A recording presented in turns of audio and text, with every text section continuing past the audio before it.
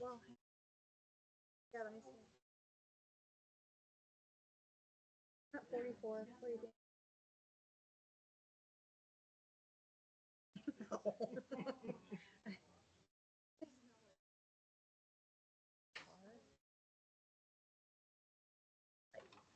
2%. It's meaning better in.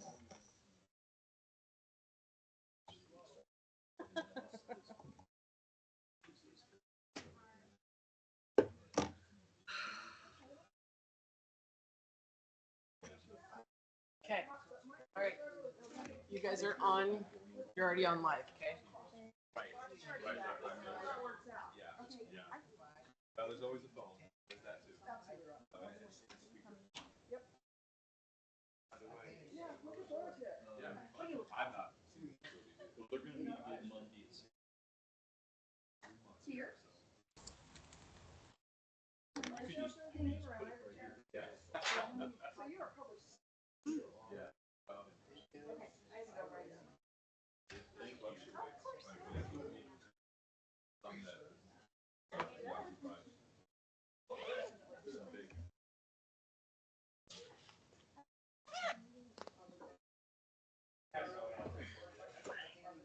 Yeah. But yeah, it's a cool. Yeah. Come to them all.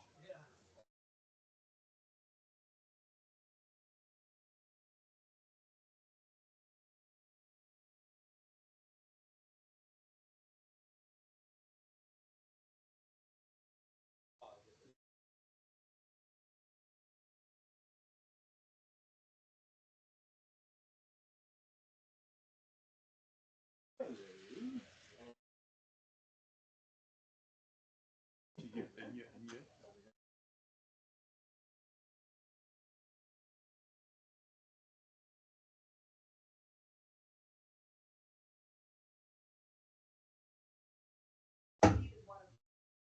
Huh? It's been one of those days for me.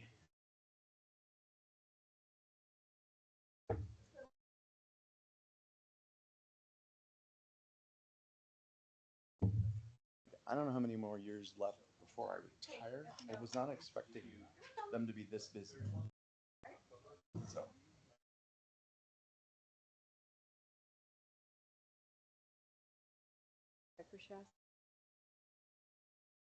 What you doing, sister?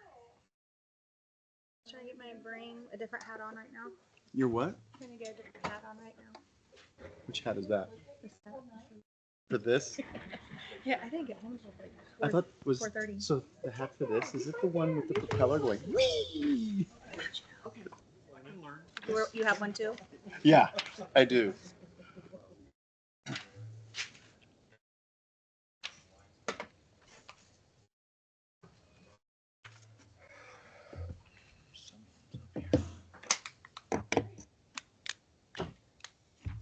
No, whatever it is, just no.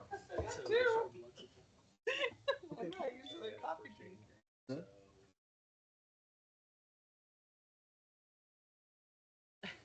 Okay.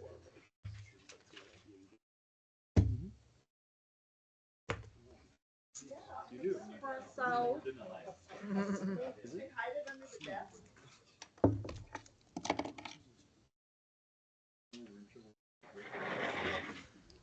You can't. Give her some.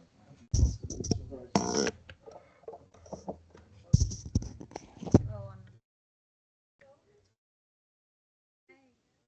I'll see you. I'm gonna come see you tomorrow. Your place of business.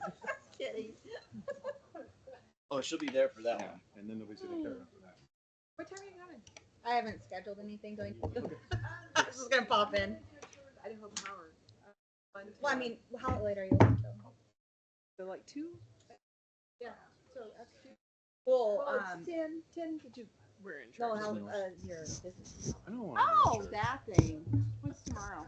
The other one. Mike specifically said I'm not allowed to be in charge of anything now. 8 on Thursday. Oh, tomorrow. What do I do?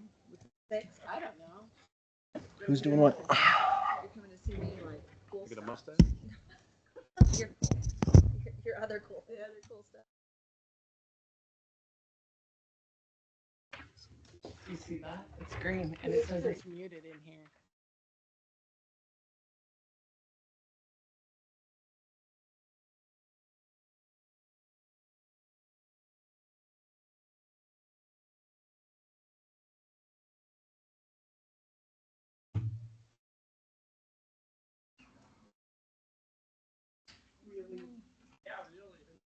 Unprofessional. Yeah. Yeah.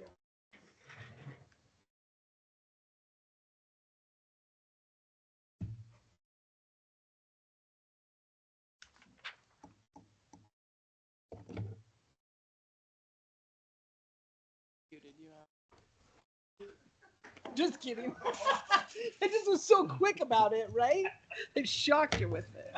Try doing that on Facebook. Yeah. If only that would be. Park gets used a ton.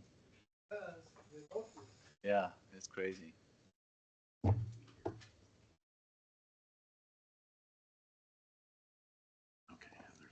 Okay. I did break it. I don't like. Doesn't want to.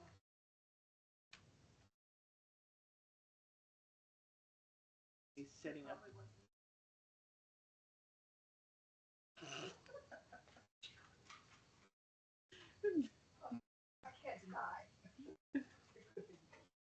I don't know, and I'm just gonna keep pushing buttons. Which, Story of your life.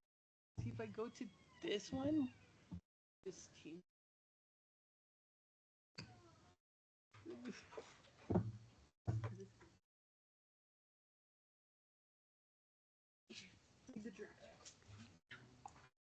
Which one are we trying to do? I can't get it to be big on the screen. Just like be you all on the screen.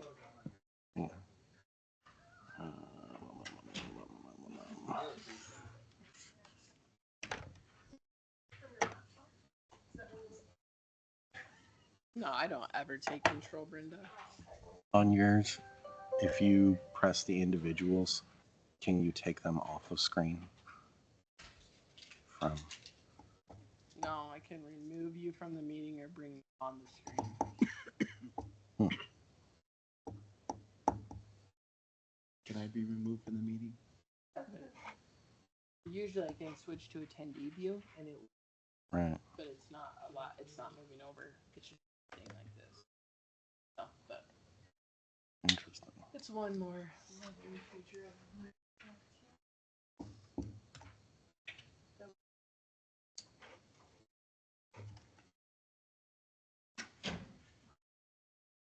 So we're rolling with that. We're good? All right. Mike, sir. All right. We'll call the meeting to order. Tiffany, please take the roll. Councilman Harjo. Present. Councilwoman Workala. Present. Councilman McCarthy. Present. Councilman Sanders. Present. Mayor Sykes. President, let the record reflect we do have a quorum for Tuesday, April 28th, 2026. We're going to run down to recognizing persons in the audience. Would somebody like to get up and speak for 3 minutes? I'm not going to read the long dissertation. Come on down, sir.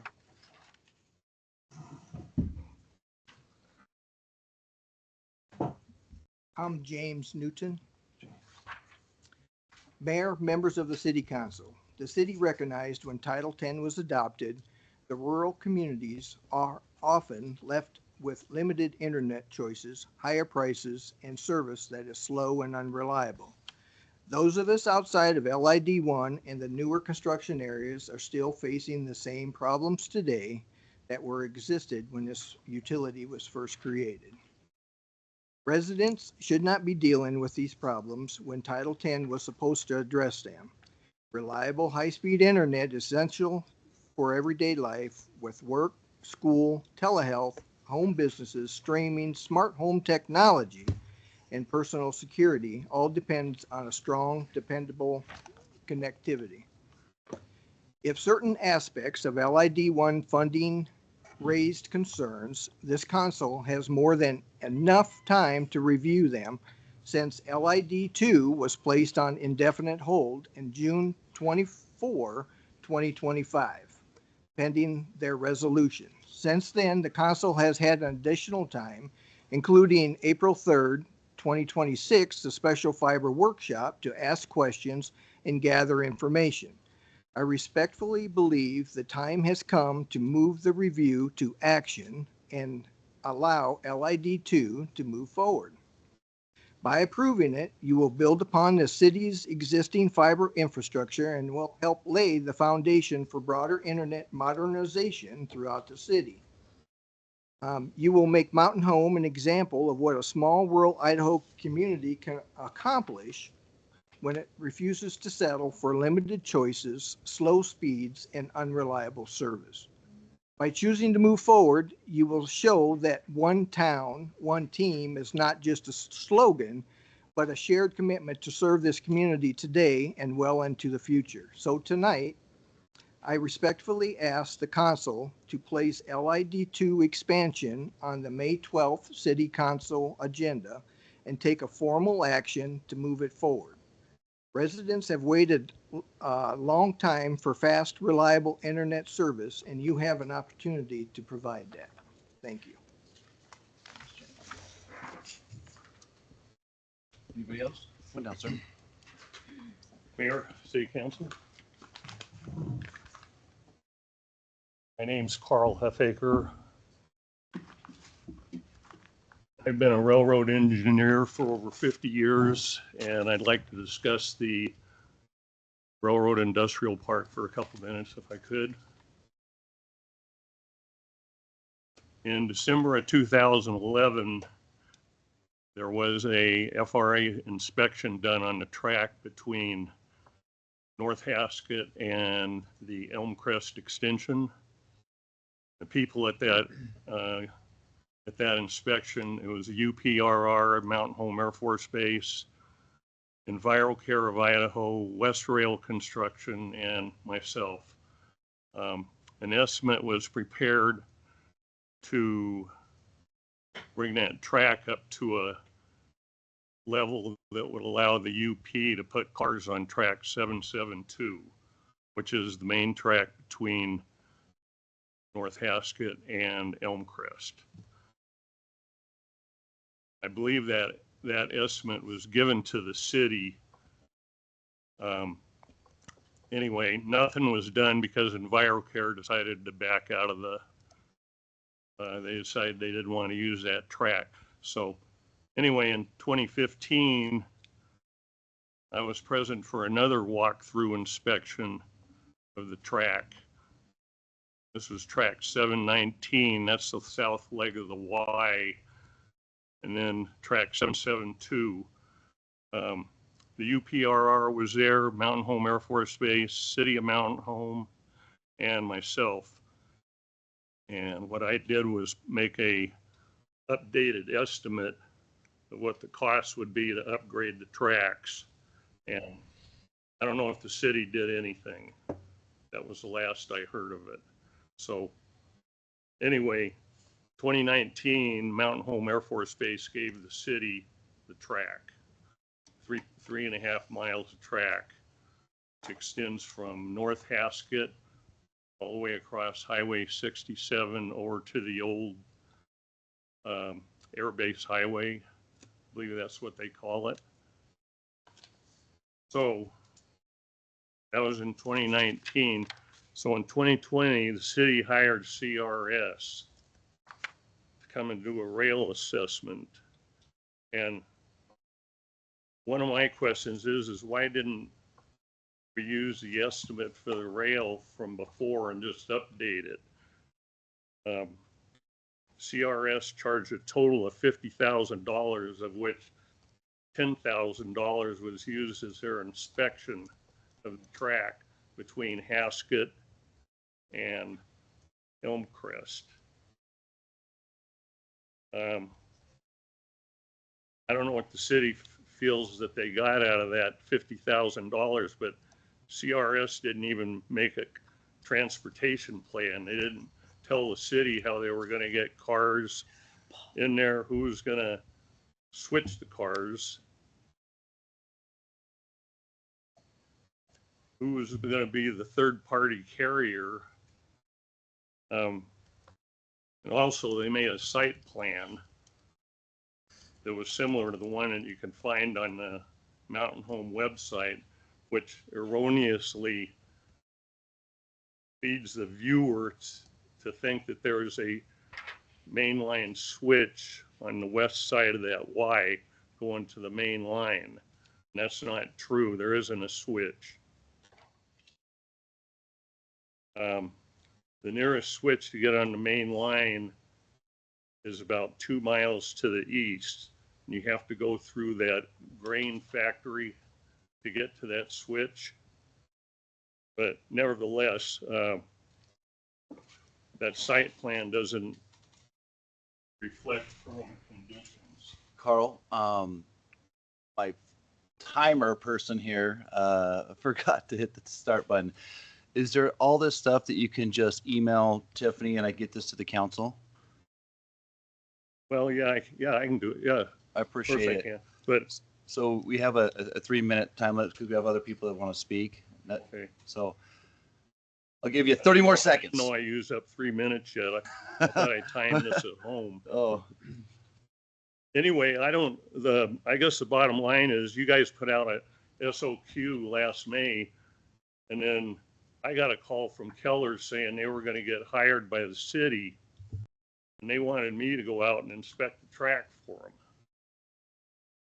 And I told Kellers that this was a bunch of baloney, because I said, didn't you see that CRS inspection that was done 5 years previous?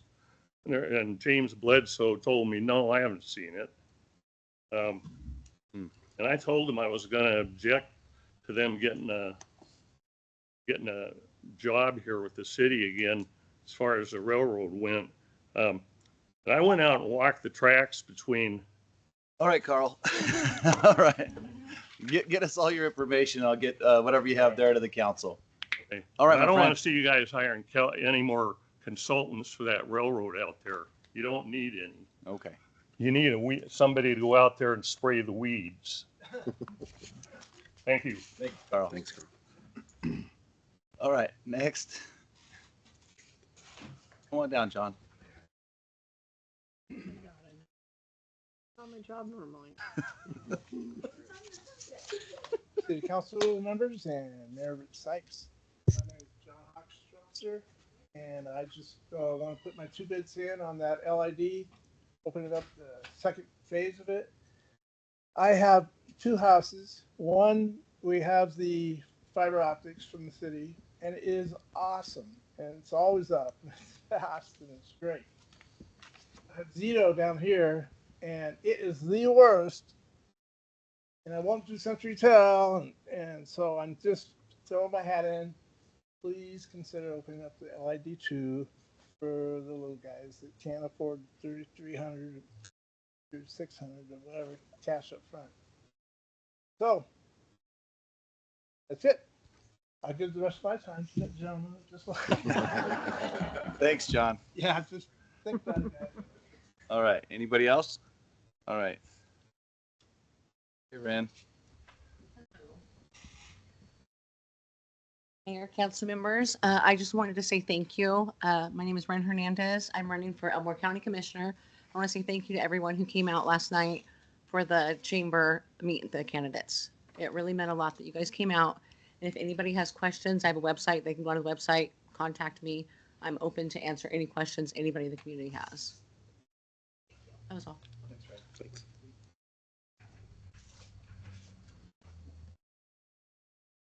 All right. We're going to run down to presentations. Idaho Power Community Presentation with Steve Jenkins of Idaho Power. Steve, the floor is yours. Thank you very much. You have longer than 3 minutes. 4. I'm gonna see if I can Oh, the remote. There's the new. if I can get through this quickly nonetheless. I know you'll have a long agenda. Want to be respectful of your time, certainly. But Mayor, City Council, thank you all for having me this evening. My name is Stephen Jenkins. I'm a Economic and Community Development Advisor with Idaho Power. I previously worked at the City of Caldwell for almost 7 years as Economic Development Director there, and just appreciate all the work that you all put in to support your community, understand how cities work on a pretty deep level, and recognize that what you do each day is challenging, and especially as it pertains to growth.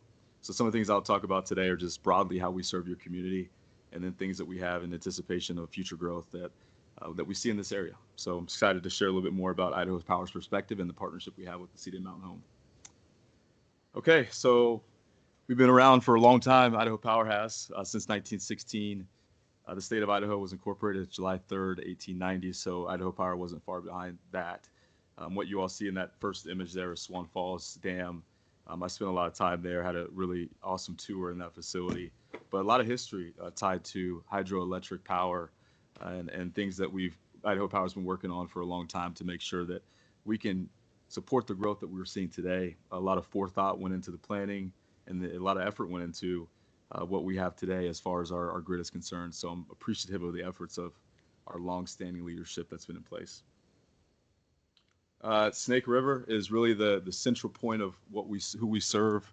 We serve 1.3 million people along that Snake River between Oregon and Idaho. 24,000 square mile service area there. And I mentioned the hydroelectric facilities. We have 17 of them. One of the reasons why our power is so inexpensive is because of those hydroelectric facilities. I had a call this morning though about water in our area and the shortage that we're seeing in our area, in our state this year. So it's going to be quite challenging when water is the fuel for these facilities. But nonetheless, and you guys will see the diverse mix of resources that we have to offset our hydroelectric facilities. But these facilities certainly help support our ongoing growth and also just keeps things affordable. It's dispatchable. It's certainly reliable. So they're definitely the pride jewel of Idaho Power's energy infrastructure. So serving customers, we have about 3,800 megawatts in our system today. That's going to grow pretty dramatically over the next few years. We have what we call an integrated resource plan. It's the IRP. We update it every 2 years, and then it plans for basically a 20-year horizon. So from a city's point of view, it's more like a comprehensive plan for Idaho Power. But essentially what we do is we forecast what we anticipate for growth. We have modeling that goes into it's called the Aurora modeling system. And we look at different ways that we can support growth through transmission, substations, distribution, et cetera. So it's just a snapshot of how we provide power to businesses, to homes, of course, hydroelectric dams, natural gas, energy storage, purchase power, and coal.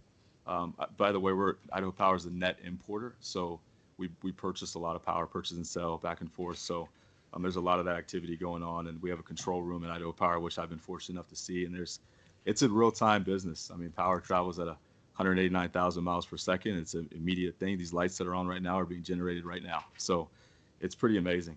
But it goes to transmission substations, transmission lines, distribution, all the way to the farms, for their pumps, businesses, homes, et cetera.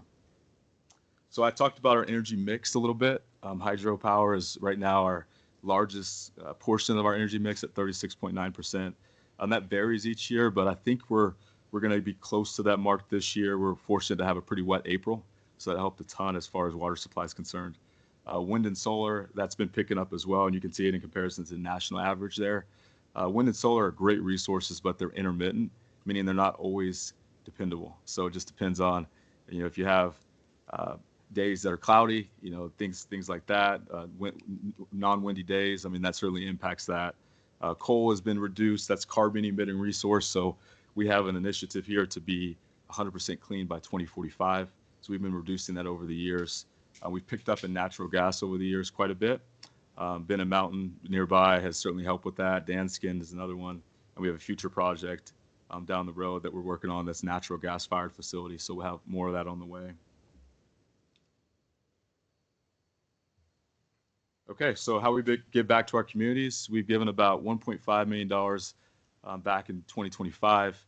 I'll talk a little more specifically about how we support Mountain Home in Elmore County, but overall, we support a variety of events, from food drives to backpack giveaways to different special events that go on. We're part of basically every chamber. I'm certainly a member here at Mountain Homes Chamber.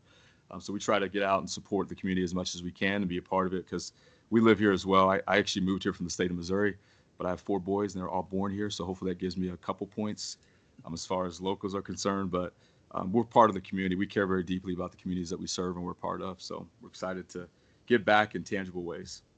So you guys can see here just some parts, some areas that we've been a part of sponsorship wise. I'm part of the Military Affairs Committee here in Mountain Home. I'm super excited to be part of that. We've donated to a few of their events. Shop with a Cop, Mountain Home Air Force Base Appreciation Day, Mountain Home Rural Fire, Air Show, Mountain Home Senior Center, Break Up Mountain Home, and of course Glenn's Ferry's up there as it relates to Elmore County. And then we gave away a truck with Elmore County as well recently. But we just try to do as much as we can to support Mountain Home and the corresponding communities because again we're part of it. We're in the area and we want to make sure that we support it any way we can. This next slide is an image of some of those events that we sponsored. This is Rake Up Mountain Home on the top left. That's the truck that I referenced that we gave away. In the middle there, the Senior Center donations there at the bottom left. We're part of the Mountain Home Air Force Base events as well. So you all can see a variety of those events play out in real time there. Okay, planning for what's next. So Mountain Home has experienced some growth, and I think you guys will see some growth down the road. So I looked up some census numbers related to Mountain Home. You guys are roughly 17,331 as far as population is concerned, growing at an annual growth rate of 1.23%. Just in contrast, in Caldwell, I was there, it grew from 2020 to 2024, 21.5%, which is roughly about 5% a year. So I think you guys are at a pretty healthy growth rate, although I think locally and empirically it doesn't necessarily always feel that way. But change is a challenge, and we're here to help you guys navigate that as well. You guys are a relatively young community at 31.7. That's an awesome thing as it relates to future workforce and employment opportunities for businesses looking to migrate to this area. So as far as meeting electricity demand, we have a Bennett Mountain expansion. That's been public news. It's 167 megawatt expansion. That's enough to serve about 60,000 homes at its peak. It consists of 9 new natural gas units. We're excited to kick that one off. That one will be starting soon, but that's an awesome resource for our system and our grid, and just a tangible way that, again, we're partnering with the community to help support what you all see as future growth plans and part of your comprehensive plan and all those other areas as well. This slide represents new business in Mountain Home, and by new business, we look at it from residential, commercial, and irrigation perspective. So as new customers come online, that's what it reflects. The first image there is quarter one. It shows basically from January, February, March, how many requests we had for new business starts. Again, residential, commercial, irrigation. You guys leveled out at roughly 67 in 2026, but you guys can see that in COVID in 2020, it rose up to 79 and got to 109 in 2021 for that first quarter. The second image there is another perspective of that residential, commercial, irrigation growth, but it consists of growth from 2002 to 2025, and it shows the peak there at 509 requests, which was the record in 2021. Again, we're at a much healthier place now with 310, but the average has been historically about 287. So you guys can see that grow a little bit over the years, and precipitously, it's definitely changed over time. So we're here to obviously navigate that, and I mentioned power is a real-time business, so we have to be able to serve that peak load at any given time, any given day. Affordability is huge for Idaho Power. We really focus on 3 main attributes of our system. It's affordability, reliability, and really just being consistent, dependable. We average about 1 outage per customer per year, so that's really, really strong. Idaho Power's been working diligently to make sure we maintain that benchmark, but we're about 20 to 30% below the national average, depending on the rate class for power. And that certainly helps as it relates to attracting businesses and different groups to look at Idaho as a prospective opportunity to locate here. So here, how Idaho compares. This is obviously a map of the United States. It shows the kilowatt hour cost per state. In Idaho, you want to be in the teal colored version of what this map looks like. So we're in that category there. Idaho, Nevada, Washington, Louisiana, we're the lowest in terms of kilowatt hour. And Idaho is showcasing itself as second lowest per kilowatt hour in the nation right now. So I'm really proud of that, and we want to maintain that. And I mentioned those hydro facilities really being key in that objective. All right. I promised I would go through this quickly. So this is my last slide. I show this because University of Indiana certainly surprised me, that's for sure, in terms of college football and winning the national championship. But I'm a Georgia football fan, and I thought Georgia had it all along. But nonetheless, this guy, Fernando Mendoza, came out of nowhere. Really, they nailed it. But the key is, what are they going to do this next year? Are they gonna match that? They lost a lot of key talent, key players. Idaho Power, I feel like we really nailed it. Just to compare it to electricity, I didn't want to get too far off course here, but what we've done is we've nailed it. We've done very, very well with our hydro facilities, our forward thinking, our initiatives that we put out there. But really the plan is how we're going to get to clean energy by 2045. It's going to take community partnerships. It's going to take all of us to lift up the system and make sure that we're ready for what's ahead in terms of Idaho and the plans that are here for growth and what we anticipate seeing. So we're looking forward to that and working with the city of Mountain Home closely. We actually have a couple tours that we have slated tomorrow with the city and we're excited about, but we just look at that partnership as being viable and being essential to our growth and our plans for the future as well. And with that, I'll pause for any questions you may have. I got a couple. Micro nuclear, Idaho Power not even looking into that, or are they? Because I know that there was some rumblings. Maybe we could be the area where they build them and then they go back down to INEL to get charged up. They're the size of a cement truck. They can power the size of the city of Mountain Home for 50 years. Is that something that you guys that would help curb the costs? I know they're $100 million a piece, but I'm sure you make that a month, so you guys are good to go. But you know what I mean? So are you guys still looking into that, or is just the state of Idaho looking into that currently? Yeah, Mayor, thank you so much for that question. Small modular nuclear reactors, that's a big deal in the power landscape nationally. The biggest issue is cost right now, navigating that storm and just being able to do it affordably. Idaho Power is really focused on transmission right now, so we have 3 major projects that are on the horizon for the company as a whole. We have one that is Boardman to Hemingway. It takes hydroelectricity from parts of the Pacific Northwest, brings it this way. It's like a highway for energy, and it travels at very fast speeds, voltage-wise.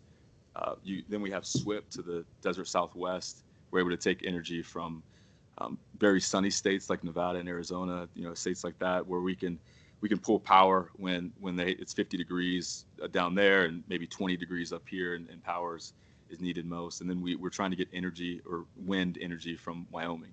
Okay. So we have a Gateway West project. So small modular nuclear reactors is certainly on the radar for us. I think that's a technology that's going to grow and continue to expand. We are looking into it, but tangibly speaking, we haven't pulled the trigger on many projects yet as we're still trying to fill through affordability. Well, I know you guys are working with the Air Force Base for their geothermal electrical too, but that'd be a great spot out there for them because they've got guard gates and you're going to get on there. So then my last one, the Milner Mile. I think Tiff and I, or maybe it was Brendan, I got kind of a dissertation of water, right? And so some years when there's a low water usage, that whole river dries up. And I saw that you had a power plant on that slide. So is that going to affect the rates, or is it going to affect you guys as a whole? Thank God for April, but as a general, I think if I'm not mistaken, our irrigation's going to get shut off here by June or something. So is that going to hit you guys pretty hard? Yeah, Mayor, great question again. As I referenced, I was on a call this morning. It's top of mind for our company working through that. We have a pretty diverse mix of base load and energy. We've invested quite heavily in battery storage. It's a 4-hour battery life. So wind and solar are attributing to that pretty dramatically. So we're trying to gear up for that right now in months that don't have such high peak demand. We're able to turn off our turbines and not fire up those facilities and use other power resources to conserve that water that we desperately need to make sure we maintain that affordability in our system.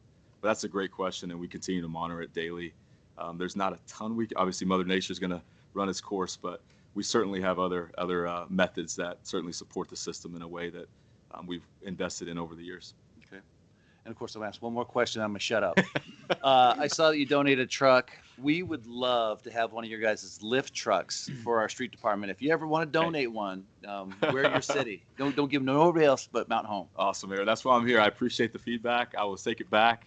I have no pride. I was in economic development before, so I'm used to asking people to locate to my community. So I have certainly not ashamed to ask that question. That's for sure. So thank you for bringing that up. Council, got anything for Steve?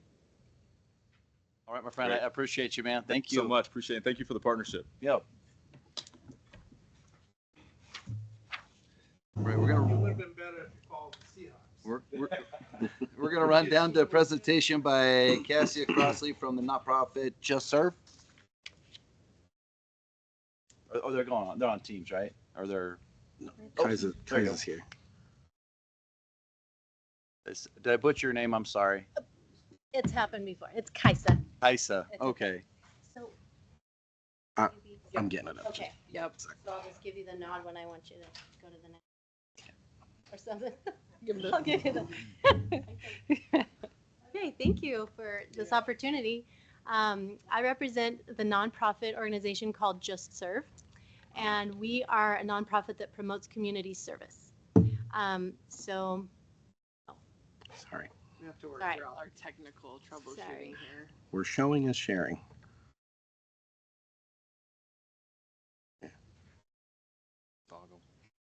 There we go. What's There the we go. proper term for it? Okay, let me see if I can make it be in the Ahead. center. See if you can wiggle it all off. Sorry, guys. That's There, fine. There we go. Okay. Sorry. That's okay. So you can go to the next one. So we basically we promote community service in the form of a website, a free website, and a free app that invites organizations to post their volunteer needs and invites volunteers to go to the website and search for opportunities to get involved in the community by their interests, by their time availability, by certain, whatever fits their needs. Because a lot of people want to get involved. A lot of people want to volunteer, but maybe they only have like an hour on a Wednesday, or maybe they only are interested in working with the police department or volunteering for sewing or, with children. Everybody has diverse needs. So it's a really great common ground for people to go and find what they're interested in, get involved. There's also a remote, I'm going to go to, oh yeah, we're there. Okay. There's a remote option where you can click volunteer remotely, and people that are just staying at home and can't even go anywhere else, they can look at nationwide or worldwide service projects, things that they can make and send to other organizations. And it's a great opportunity for organizations that have big events coming up or certain, needs that they have anywhere they're looking for volunteers to get their stuff out to the public. It's really great just as a common platform. And Just Serve also provides each area with a Just Serve specialist, that's my role, to just work with the organizations and help them whatever they need to get their word out, to help them format a project on the website if they need help with that. So even organizations that may not be tech savvy to get their word out, will help them do that. So you can go to the next one. Okay. Just Serve, like I said, it brings people together because it gets people out in the community. People come together for good causes, and it really just makes a nicer community. Helps people, individuals, families, groups, youth. It increases understanding and desires for people to promote good things in the community. It is free. It's for all ages, persuasions, societies, faiths, and it is fully funded by the Church of Jesus Christ of Latter-day Saints as a humanitarian gift to communities and to the nation and to the world. The nationwide Just Serve is their board, their council members consist of a variety of national organizations. You can see there's American Red Cross, the Rotary International, Catholic Relief Services, Dublin Group, America's Service Commission, the mayor of Tacoma, Washington, the Humanitarian Division Director of the Church of Jesus Christ of Latter-day Saints, and the President and CEO of the World Food Program. Our global reach is 17 countries and with over 1 million volunteers. Nationwide, sorry, I'm going way too fast. I was wondering if that's sorry, guys. Sorry, because I'm I try not to looking jump the here. gun for you. Okay, sorry. I'll let you catch up. Okay, so our global reach is 17 countries, 1 million volunteers. Okay, next. I will look at you and this. Okay. And nationwide, over 16,000 organizations have been enjoying the benefits of Just Serve for over 12 years. It was established 12 years ago. So, and I'm here to present to you what's called the Just Serve City program. We've been present in Mountain Home for a couple of years, and we've had a wonderful, wonderful response here. There are so many amazing organizations that are doing a lot of great things. These are some of the local organizations that we have worked with. The Arts Council, Hope City, the Public Library, the Watering Hole, You Are More, Youth Rising is a new one that's coming, that's in the corner, the food banks, the Mountain Home Spouses Club, Freedom for Fighters, Meals on Wheels, and this is only a portion of the organizations that we have contact with and that we have worked with. Next. So what is a Just Serve City? A Just Serve City is where the city makes a proclamation of volunteerism to the city, and it can be, blue, here, just bring me that.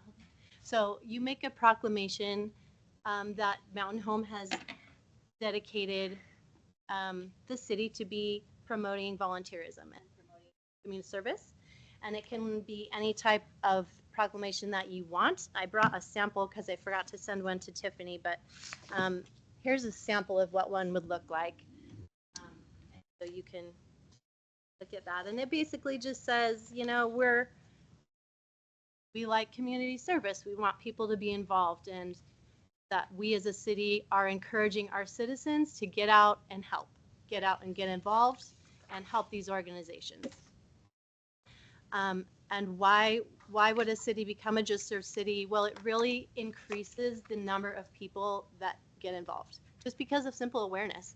They become more aware of all the cool things that are going on, ways that they can get involved, and they see other people getting involved and they're like, oh, hey, I could do that.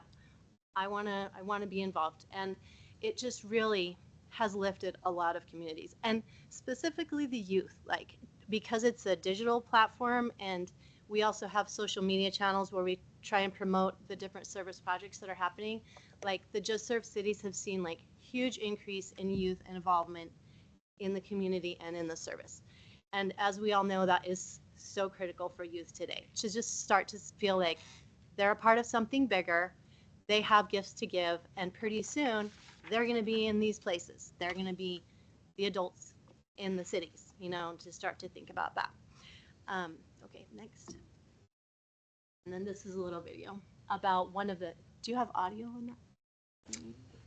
I think if I turn my audio on, it's going to clash with the room, Oh, unfortunately. the room. So this is a little video of some of the mayors that have used Just Serve and have become Just Serve cities. It fits your personality, your family. You want to start it over? If I could sit down with another Yeah, that's kind of our struggle with this, unfortunately. Okay.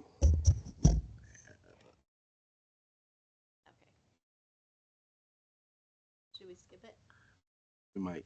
We can watch. We might not This be able is to get audio for that. Mayor Randall Lane, who's the mayor pro tem, and he. Anyway, they're both just explaining their positive involvement with becoming a Just Serve City. And if you want, the council could watch that video at another time. It's pretty informative, and they share some of the benefits that they've seen as they become a Just Serve City. So the steps to become a Just Serve City is first to create a proclamation of volunteerism, and that's like the example that I handed out. Then you submit your proclamation to the nonprofit.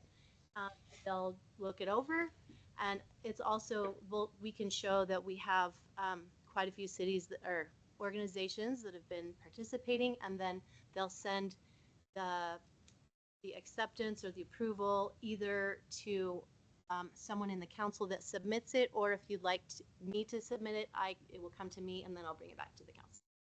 So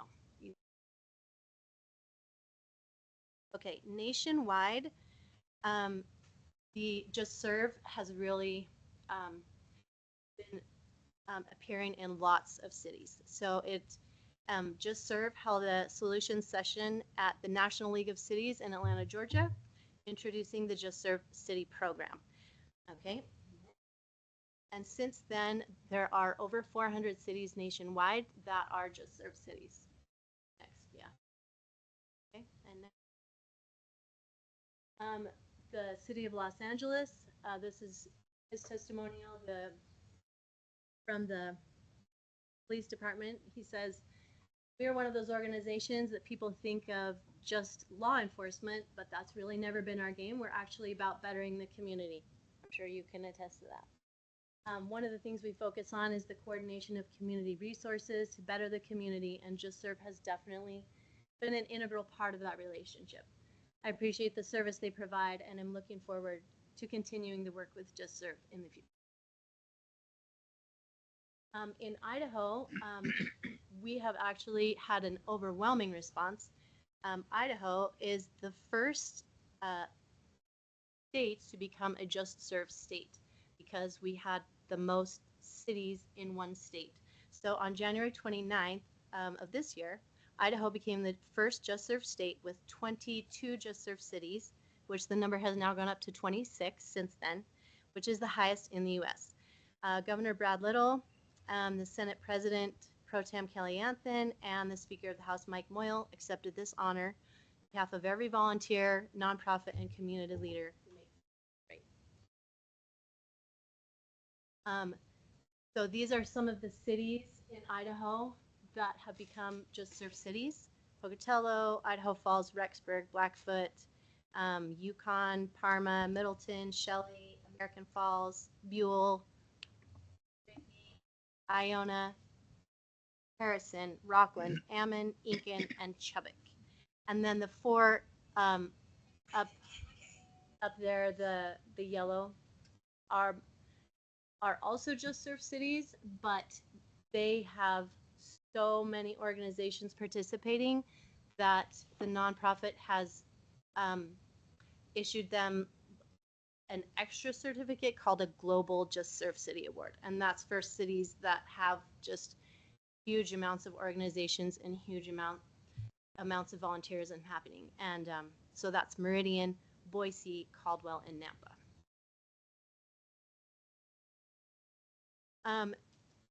At the Association of Idaho Cities, every Idaho city was invited to become a Just Serve city, thanks to the executive director, Kelly Packer. She said, we can serve our neighbors, and we can do even small acts that grow into really big foundational changes for our community, our state, and our country as a whole. Okay, so that's my invitation to the council, is to consider if we would like to become a Just Serve city. I really feel like it would be a wonderful thing for our community. We already have so much going on, so many wonderful organizations that like to serve, that are doing good things, and we have a lot of people that are wanting to serve, that are willing to serve. And this just provides kind of a centralized location where all of those needs can be met. And then lastly, I wanted to talk about America 250. This is our America's 250th birthday. And I just see this wonderful potential for Mountain Home, who is a military town, and we're an Air Force town, to really celebrate America 250. So there is a national website called america250.org, and that's where I got this screenshot from. And they're encouraging, this is the national, the federal government encouraging us to all celebrate. And these are the 3 ways that they suggest. Having a block party, America's Block Party, you can click on that link and it has ideas. And basically, they're encouraging as many cities as possible to take July 3rd and 4th and celebrate those in a major way to show that it's America 250. And then there's other one, America Gives, encouraging more people to go out and serve for our nation's birthday, which is awesome. And especially for youth and children to realize that they have been given so much to be born in this country, and even little children can give something back. And that's been the spirit of our country for a long time. And then the last one is Our American Story. That is telling stories of our country, whether it's, they have like tours that are going through on the websites. It shows different events that cities are hosting. Some are bringing in drama productions or like historical things or tours for the kids and different stuff. So it's full of a lot of really great things. The reason I bring it up here is because I feel like we have a really wonderful opportunity to do a block party. On July 4th, I know there has already been a wonderful happening in Carl Miller Park during the day, but nothing's happening in the evening before the fireworks. And so if the city was interested in sponsoring a block party for America 250 and doing it right in that window between the daytime stuff and the fireworks, maybe have some type of a program, music, maybe some speakers. I imagined it in my mind. I thought, well, the mayor could speak, maybe some patriotic individuals from our city, which I'm sure we have many, veterans, whoever felt like would be a wonderful person to speak on just our country and patriotism. Maybe invite the commander, the base commander, and get the military affairs committee involved. Maybe a flyover would be appropriate. I mean, this is big. This is the 250th celebration of our country. And as Just Serve, if the city decides to do something along those lines, we would be happy to post that to help get the word out, because those type of events require a lot of volunteer hours. I know I've been an event director for many things, and it's like eating an elephant. And so the more people that show up, the better things go. And I really feel like we would get a lot of support to put something like that together.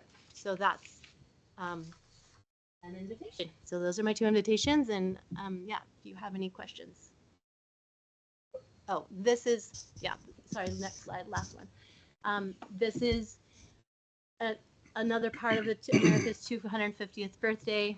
The state of Idaho in the legislature decided that the state of Idaho would celebrate 250 by calling it the Year of Volunteerism. So the state of Idaho has a website called Idaho Kindness, and they're encouraging citizens to do any kindness, any service. Anything 30 minutes counts, and you go to the website and you log it on there. There's a little tally that shows, and we're trying to get to 250,000 acts of service before July 4th, and we're at like 170,000. So it's really been awesome. And Just Serve has been encouraging people to get out and be part of this movement of service and patriotism and all those things. So Kaisa, I will have that to you tomorrow. No problem. Easy peasy. Okay. And then, is this something that like you said, all volunteer organizations can jump on your platform? Oh, yes. And that way, if I wanted to know what MAC was doing, I can click on theirs, and if they have any volunteer, so that's the nutshell. We've been trying to get, like, it seems like we try to get all service organizations together to do a calendar, but this right here takes the cake. I think if everyone could just go to that site, we could put it on the city site, and that way it incorporates all service organizations. So it's a better bang for, well, it's free, so it's a better bang for your buck. Right. So No, the only caveat to the website and the app is we don't allow any religious postings, and we can't promote for our volunteers to handle money. That's just a liability that we don't do. But like all the things from all the organizations, we want them all on there, and we are generating traffic. Like my job is kind of twofold. I'm gathering organizations to post on there, and I'm generating traffic to the website, because that's where they all meet, and that's where it's really successful. I think Tiff just sent us all your presentation. Did you send the contact information too? I have that. It is, yeah. Oh. If in the email threads for contact. Yeah, I have a Just Serve gift for each of you. It has my contact information in there, and a little flyer that explains about Just Serve. It must be a pretty big deal if you can get the pro tem and the Speaker of the House together on one stage. So that's pretty cool. We were there. Right? Yeah, we were Service there for is that where one. we all come together, really. Right? Yep. So Councilman Sanders shared them.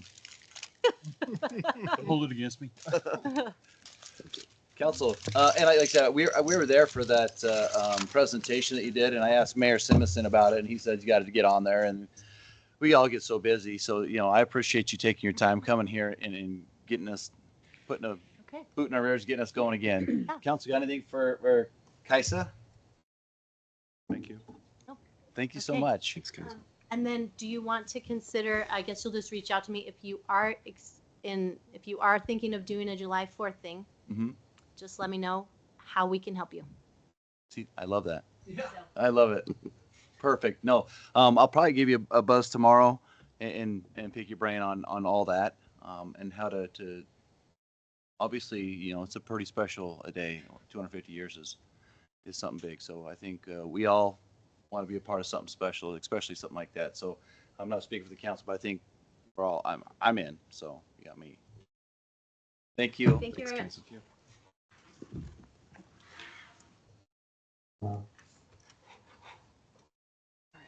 All right. Let's see. Presentation by Mindy Coran and Heather Allen, Central District Health.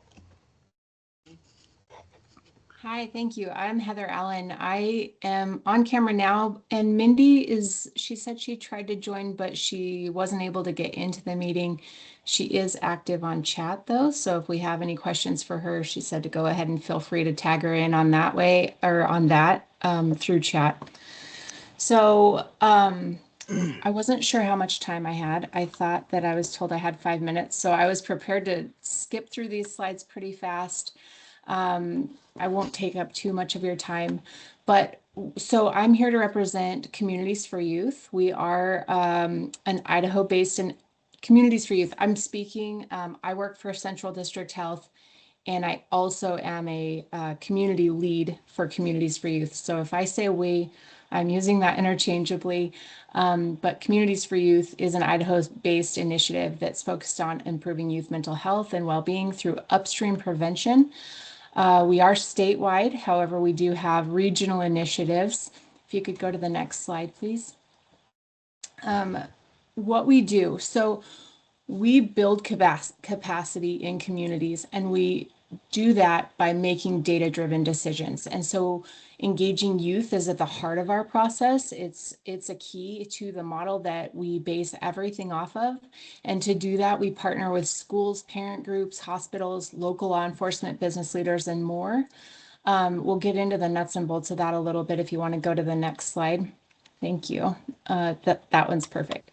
So this is just talking specifically about my role in the CDH partnership. I work primarily through opioid settlement funds. That's what my position is funded through. I'm a youth alcohol and substance use prevention program coordinator for CDH. And in that role, I get to be the community lead for the Communities for Youth Boise initiative. I focus primarily in my role through CDH as an upstream prevention specialist, and I actually am thrilled to be able to do this work with Communities for Youth because it is focused on that upstream model. Next slide, please. This is just based on what we know about youth mental health in Idaho. We know that depending on which numbers you're looking at, Idaho ranks 50th in the nation for youth mental health. I'm just going to give you guys this little bit of background before we go into our process, but it won't be dark for too long, I promise. We have 1.8 times higher suicide rate than the rest of the nation. And 52.5% of youth are in need of mental health services that go untreated each year. Next slide, please. According to the Idaho Youth Wellbeing Survey, in 2025, teen depression rates ranged from 24 to 67%. This is impactful just because the national percentage is lower. It's actually around 18 to 22%, depending on what numbers you're looking at. So that's pretty significant in our minds. If you'll go to the next slide, let's go to, actually, we're going to skip through a few. We're going to go to the one that's titled Upstream Prevention. One more. Yep, there we go. So this is what Communities for Youth does. We look at the community conditions in that upstream portion of things versus the individual conditions, which would be downstream, and that would be individual or like the clinical care side. So we want to work on those root causes of things, and instead of waiting for the crisis to occur, we address mental and health well-being. And that takes more than just clinicians or speakers or programs. And we want to focus on really increasing those protective factors and reducing the risk factors at the community level. Next slide, please. This is our process, and this is the same every single year. This is what we do in every community. It's built on the Icelandic model of prevention. So the first thing that we do in this process is we build a community coalition, and you guys already have that. You have the Elmore County Health Coalition, so you're ahead of the game. We center the youth experience, and that's done through partnering with schools primarily. That's where we do those youth well-being surveys. We do that because everything that we do in this program is data driven, and we have to find out what is happening in your community based on what your youth tell us. And also we do like community listening sessions. We want to know what is actually happening in your community before we recommend anything. Anybody that's worth their weight in salt, would be hard pressed to put a public health program into a community without actually finding out what your needs are. So once we've got that data from those youth surveys, that happens annually.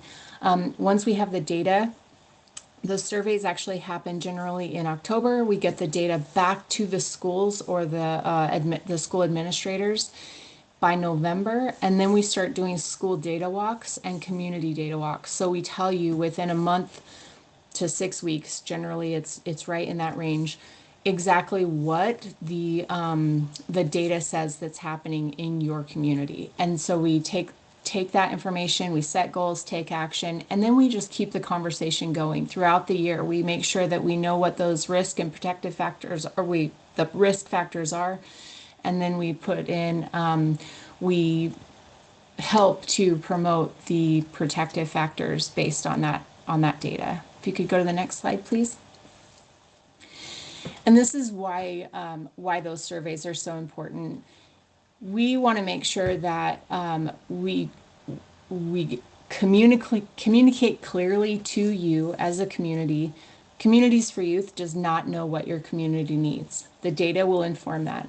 We use the surveys to inform that, and then it builds a shared understanding across partners, communities, and youth so that we can work better together. We take that understanding and we amplify those youth voices. The data helps us check our work, and we need to know that what we thought was the issue is actually the issue. A lot of times, like, we might have communities say, oh, these kids are vaping too much. Well, it might actually be more than just vaping. And so we want to get to the root cause of what that is.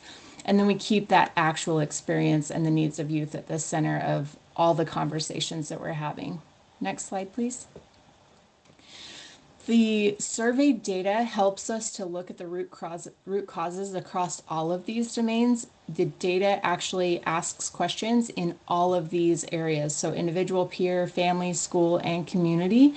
We're asking questions all the way from PHQ-9 scales types questions for the youth, their self-reported wellness, all the way up through the community. Do you feel safe in your community? Do you have transportation or activities in your community? So we go all the way across the spectrum there in those domains.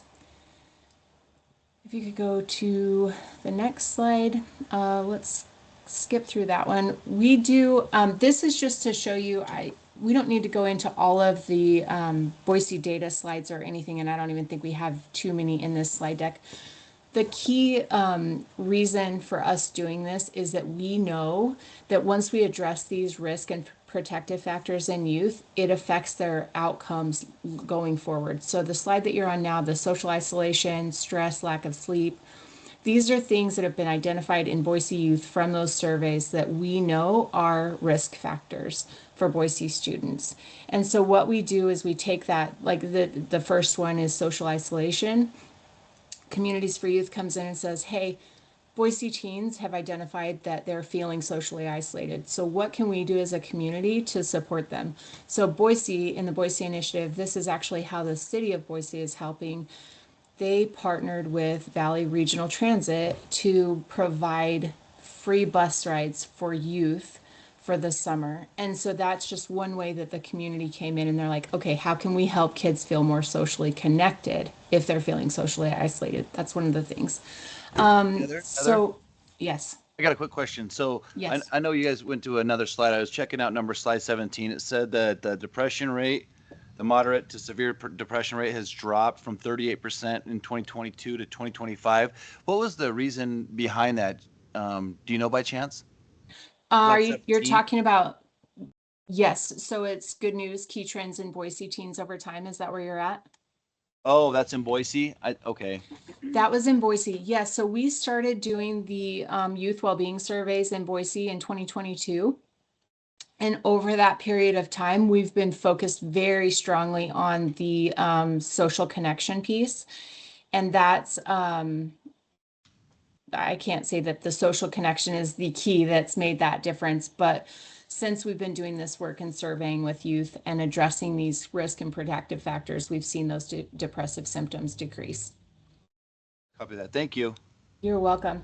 And so we don't, I won't go any further in through the slides, but what I will tell you is the reason that I'm here tonight is because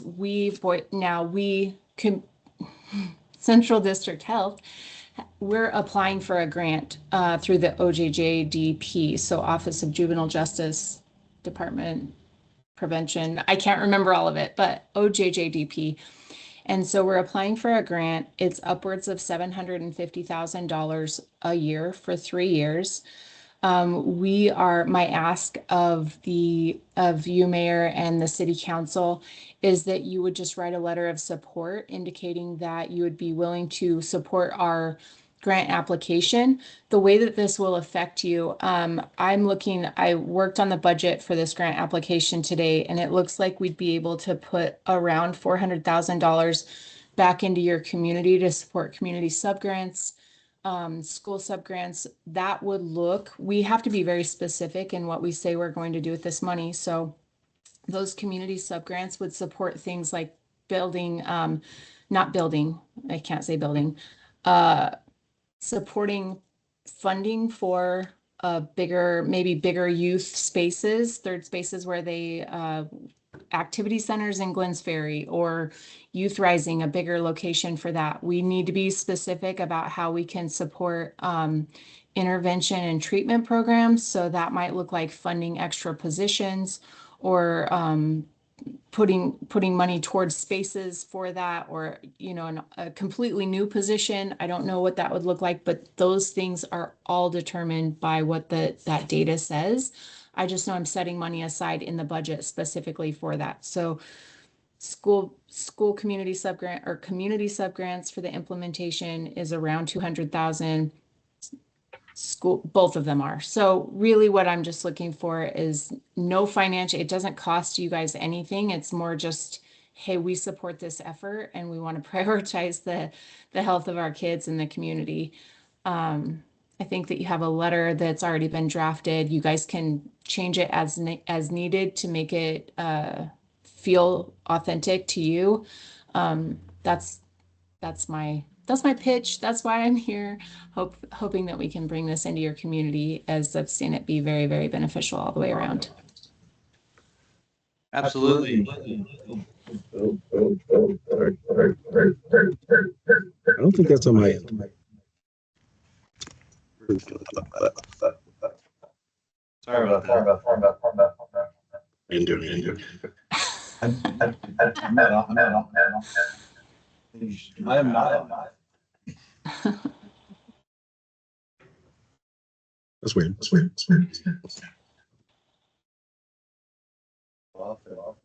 slide. Computer audio on. But mine's not, I'm not on the Teams or any of that. I'm just following it through your packet. Oh. But something's, okay, we're good now. Heather, yeah, I'll get you. I think Correct me if I'm wrong, you sent that letter over a couple days ago, right? Yes, sir. Okay. Oh, it's on consent, yeah. Okay. Yeah, I have no problem on my end of giving you a support letter, and I think you're also, Chief Larson, are giving a support letter as well? Yeah. Yep. Yep. So council, it's up to you guys. You want to do a support letter for this? Action item in there. Oh, it's an action, okay. Yeah. Well, perfect. Any questions for Heather? Yes, Mr. Mayor. Councilman Sanders. Heather, when you're talking about getting information from the youth, I used to work in a children's mental health program where our mantra was nothing about them without them. And I know we have a youth advisory committee here in the city of Mountain Home. Would that be a group you'd be willing to partner with in the process? Yes, so actually what we really love to do is partner with youth. In Boise, for instance, we have a teen action team. Central District Health is funding 20 internship opportunities this summer. So each teen will work approximately 100 hours. Those are paid internships, and it's all about just centering that youth voice and having them be a part of city council meetings and department meetings, things, not just meetings, but actually going and giving their feedback, and also looking at the different initiatives that are happening throughout the city and just being a voice in that. So absolutely, they're a key part of everything that we do. When we do those school and community data walks, reflecting back what the youth have told us through those school surveys, we actually do school data walks and student data walks. So we want to make sure that they understand, like, hey, this is what we hear you telling us. Did we get this right? And then also, give us your ideas. What can we do to help you? Thank you. Thank you for the question. All right, council. All right, any other questions for Heather? Heather, thank you for your time and presentation. I appreciate it. Thank you so much. Do you have anything else? I'm sorry. Do you have anything else for the council? I don't. I appreciate you guys having me here. Thank you so much. All right. You have a fantastic rest of your evening. Thank you. Thank you. Bye-bye. Bye-bye.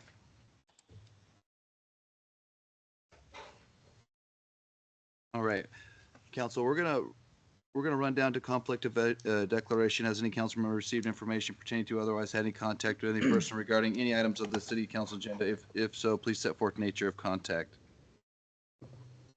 Here, Councilman Brennan. Question for legal.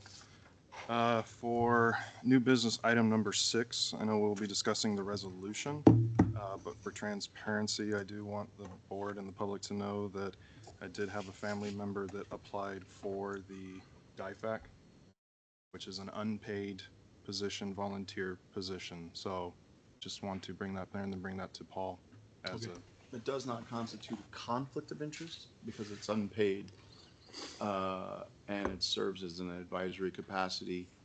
The question that you would need to ask yourself is whether there's sufficient bias that you would want to recuse yourself from that vote. But since it's for the resolution or reinstatement, it's not an actual vote on his application.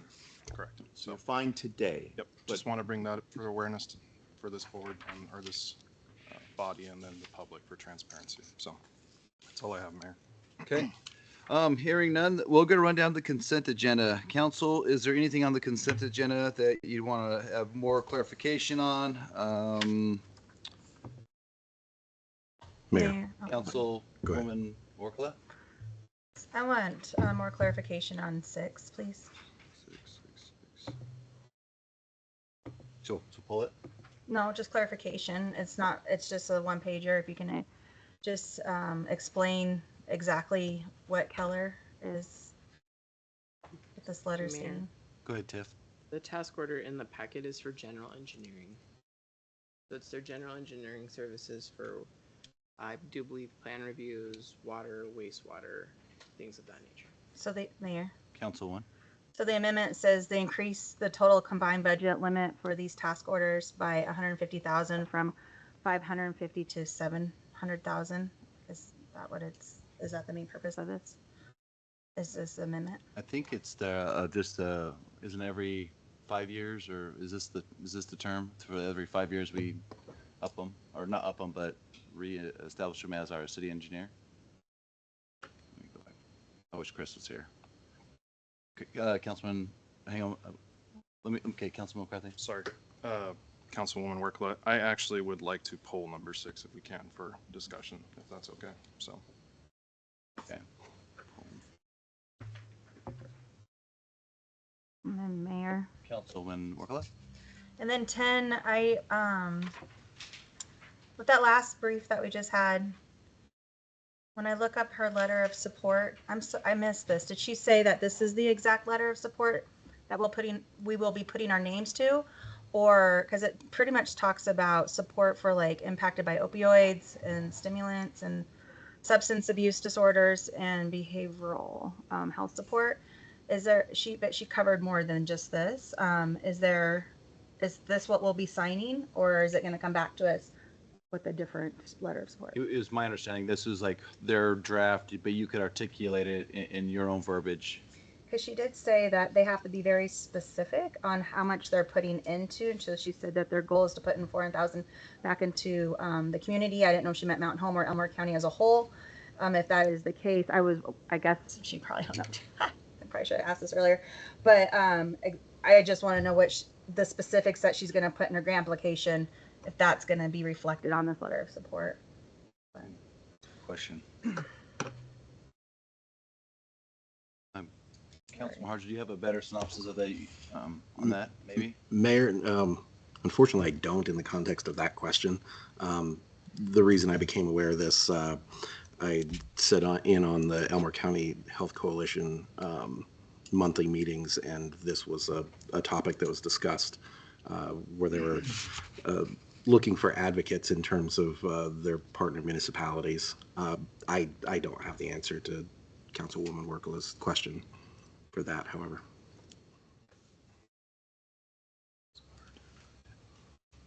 Okay. I don't either, Councilwoman. Councilman Sanders? I'd like to have a second or two to work with number 5 on the agenda. It's really, really quick. In fact, we might be able to do it by clarification. Okay. Because I'm going to drag Paul into it, if I may. Okay, yeah, go ahead. Paul, in the agreement, that's number 5 on our consent agenda for Gunfighter Skies 2026. If you'll take a look under paragraph 3.2.2.2.2 it's on page 57 of our packet. I think the recorder is starting to amplify that again. Sorry, that was too easy. 3.2.2.2? Yes. It's got my pencil marks on it. That particular paragraph says that the ESCO won't be asked to transport, but everything in that paragraph is Mountain Home PD. That same language, it follows up later for ISP and for ESCO. Yeah. I think they didn't get that set up to be MHPD in that particular paragraph. Yeah. Other than that, the document seems fine. Mayor. Councilman Harjo. I apologize. I don't mean to interject and step on Councilman Sanders. Chief Larson tackled that very thing today and has a copy that's been fixed through interlineation. So I appreciate you catching up. You want to let him know, Council Sanders know? Yes, sir. I contacted the base today, and we changed the ECSO to ME. Perfect. Thank you. Good catch. I'm good with it. Any further legal questions, just direct it to me. Okay, and I did get a chance to look at this. This is for the Kellers one, the task orders. It's a general for water, wastewater, general transportation of the development review, professional service. So this is their, like, if we do anything with them during that year, this is the amended agreement.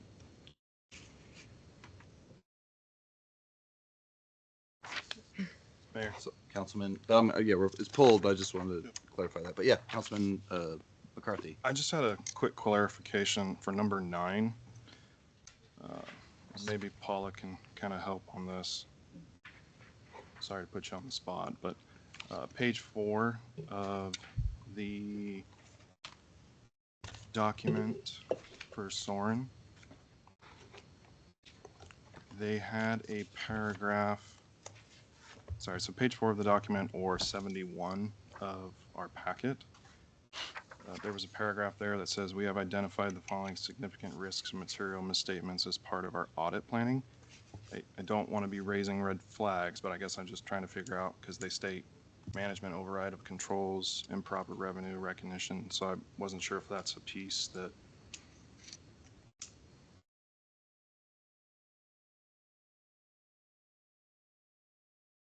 Is that what you want to do? Page 4, which number? It's right above the management responsibilities.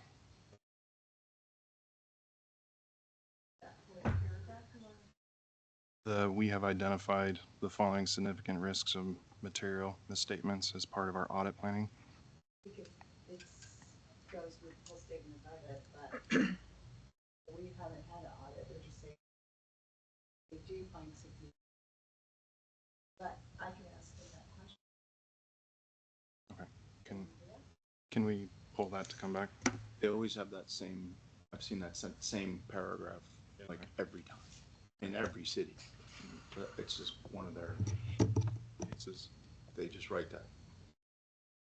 Heard you read it, and I read that 2 years ago. I thought the same thing. I was like, Sends a little red flag. a little. Could get some clarification on that, please? Yeah, thank you. So we're pulling that one? Councilman? Could we pull that? Yes, please. For next council meeting? Next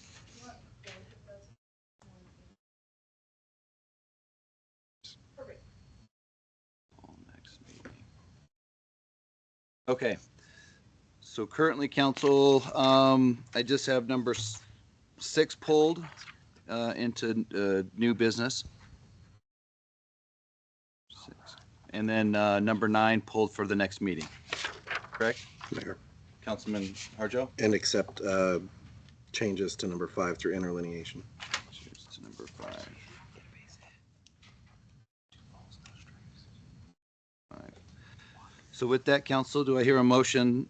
Well, do I hear a motion to approve the consent agenda, polling 6 to new business, interlineation of number 5 with the changes made, and then pull number 9 till next meeting? Mayor. Councilman McCarthy? I'll make a motion to approve consent agenda, pulling number 6, changing number 5 through interlineation, and pulling number 9 for next city council meeting. Second. It's been motioned and seconded. Any further discussion? Hearing none, I'll call for the question. Councilman Sanders? Aye. Councilman McCarthy? Aye. Councilman Workla? Aye. Councilman Harjo? Aye. All right. We're going to run down to old business action item deliberation decision regarding audio video recording committee meetings. McCarthy, or Councilman McCarthy, you're up. Okay, so I know we're bringing this back for an actual action item. I would like to share my screen for.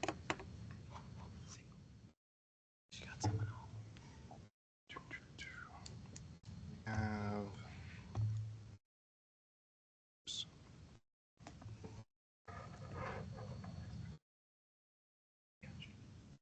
Toggle.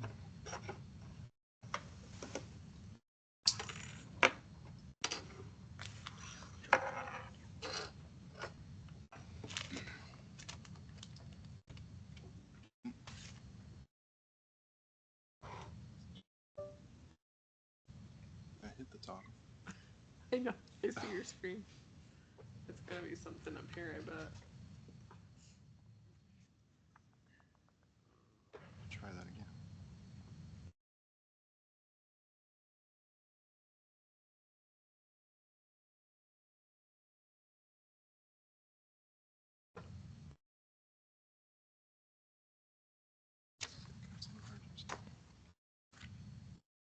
I've removed. Yeah, I just flipped the toggle.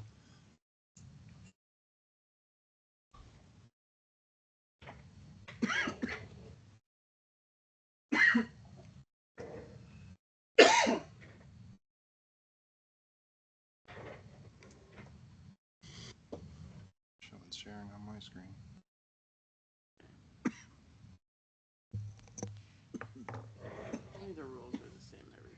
Councilman McCarthy, do you have a tile on your upper left in the managed screen that shows your toggle turned off? Not the one that shows your initial, but the one, there should be one like above it maybe that. No, it's not showing that. It just shows the toggles on. There you go. Oh, that one. There we go. Okay, perfect. Thank you for everyone's patience. So I'd like to bring up on this again, the video recording of committee meetings. Again, thank you, Councilman Sanders, for bringing up about the Youth City Council. That is by no means the my thought of having these committee meetings recorded. So I believe we can have an exception to that. But I bring up our Mountain Home City Ordinance 1-6-4 for meetings. And I feel that it does very well when it comes to video live streaming or recording meetings. It talks about the City Council of Mountain Home and the P&Z. I believe Councilman Harjo, you had brought this in the past. And so the thought with this, again, is for transparency. If there are other municipalities that are doing it and we can learn from them and how we can bring more awareness to these committees' meetings. And we've been, quite frankly, paying for Teams, which gives us plenty of options. I don't see why we should not look into this more or implement it. I do like subsection 5 of paragraph G, where if the video recording is not able to made available online, the clerk shall prominently post a notice in the same manner as a notice of a public meeting, and shall post a notice at all locations where the meeting recording links are available. The notice must explain the reason the meeting was not recorded and describes the steps taken to remedy the failure prior to the next meeting. And so essentially when I look at the city ordinance, I say, why not add the advisory committees to this under city council or the planning and zoning commission? So, but again, I would open it up to my fellow council members to see their thoughts on this. So, Councilman McCarthy, or Mayor, sorry. Councilman Harjo. Councilman McCarthy, when we drafted this initially, there was a primary concern that that advisory committees had no budget behind them that you could assign a staff member to that was on the payroll that would commit to excuse me, that staff or leadership could commit to recording those and like running the devices. I mean, I think when we did this, it was during our old system, so there was a roadblock there in terms of headcount, staff, budgeting, that kind of thing. Councilman McCarthy. and thank you, Councilman Harjo, for that information. I guess I would kind of question, or I would ask, do we not already have staff at most of the advisory and a city council liaison that could help with the recording of these meetings to then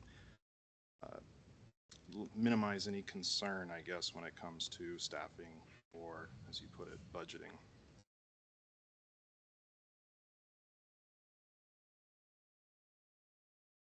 Again, I'll open up to my fellow council members on this. All right, council. What's your thoughts? Mayor, Councilman Workla. there's always that word that's sometimes overused so much it loses its meaning. Transparency, right? We hear that so much. When we look at the budget, I guess in 2 months, I guess we can see if this is going to potentially affect. I mean, and we could put that question out there. Affect the cost, which is, I guess, it sounds like is the only concern really, is the manning and the cost to put towards the efforts to have these committees recorded. I'm all for it as long, we discussed a little bit, as long as it's not the Mountain Home City Youth Council due to the minor, their age and being minors. I went to their meeting, their last meeting, and then it was brought up. And yeah, they said, no, thank you. Yeah, so you have my support on it. But again, if it's a financial, fiscal type issue that's concerned, it's something that we need to look at our budget. the department heads address that. So council, would you feel more comfortable if I kind of worked with the staff really quick and came up with a financial cost? So let's say said advisory meetings meet monthly versus the ones that meet quarterly. And I think one of them is losing their secretary currently, which said secretary got paid by the city to do those minutes. So even though Teams does articulate the verbiage on there, you still need somebody to Teams transcribes them, but you still need somebody to make the minutes. And I think maybe am I off on that? But you need someone to do those minutes. Gosh, right, T? That's correct. We don't even rely on the Microsoft Teams transmission of the minutes. Like we listen to all the audio and type, because transcription of Teams doesn't even remotely get the conversation right. To be honest. So all I ask is if you're gonna make a decision tonight, I'd say give me some time to get you guys some data of the potential cost of something like that. To have somebody there, whether that be, well, if it, say it's, and I'm not throwing Councilman Sanders on the bus, but hey, if I had Councilman Sanders at the golf advisory or Jake, and they're doing it, and let's say Councilman Sanders doesn't make it, or Jake, is that somebody you want, somebody else that could pop in to subsequently do the team stuff? Because I could tell you this right now, I don't even know that world. I have Tiff for that, and I know Scott could probably do it, or you guys probably know enough about it. But is that something that you're more copacetic with of paying somebody to do, or I could give you a finite line item best guess cost estimation? Go ahead, T. Mayor, council, I was gonna listen, but Councilman McCarthy, you brought up chapter 6, but chapter 2 is advisory committees specifically. And in chapter 2, there's a section in it, which I think chapter 2 advisory committees needs amended hardcore. But it actually says that each board shall be not more than 7 members, but at least 5 members, and shall include 1 youth advisory council member on every one of the boards, which doesn't occur today. So then if that's going to be where you follow your ordinance as it writes, then you're not going to live stream any one of them. Councilman McCarthy? So Tiffany, with that, you were just saying that it's never been implemented about how we have any youth on these advisory committees, correct? I will tell you, as when I went as in the rec department, there was a youth advisory. There was a youth member of our community. We didn't have a youth advisory committee per se at that time, but we had a youth individual on that committee as Parks and Rec. Several of those boards have went on hiatus. You just reestablished golf. You didn't appoint a youth member to that, but we're only 1 meeting in. But like I said, chapter 2 clearly needs an overhaul. Like it talks about can't meet before 6, where are you gonna meet? Some didn't even meet here in the chambers. If you're going to go to this box, the library has to come here. Like there's a lot that has to be reviewed besides just an actionable item tonight. And as a staff member who runs this system, and I think Brenda, who runs it and operates it and tries to conduct the meeting and keep track of all of our documentation, the live streaming portion is what truly is difficult. It's not capturing the video footage of the meeting and working through it. It's trying to ensure that everything's live and moving. So this has become, in its own, quite frankly, a whole nother job function to what the clerk position does. So yeah, like I think there's a lot of work that has to be done to make it work. I agree. The language in chapter 6 is pretty easy, other than I'd prefer that we don't maybe be live. It gets uploaded the next day, but it is what it is. Like I'll work through that. But chapter 2, which is specific to advisory, needs to really be examined and made, and I think needs amended to get to the answers you all want, I think, if that makes sense. And I'll be quiet. Councilman McCarthy. Thank you, Tiffany, for bringing those points. I think those are things that we can definitely take care of and work towards. But I guess I don't want to see, I'll say, technicalities or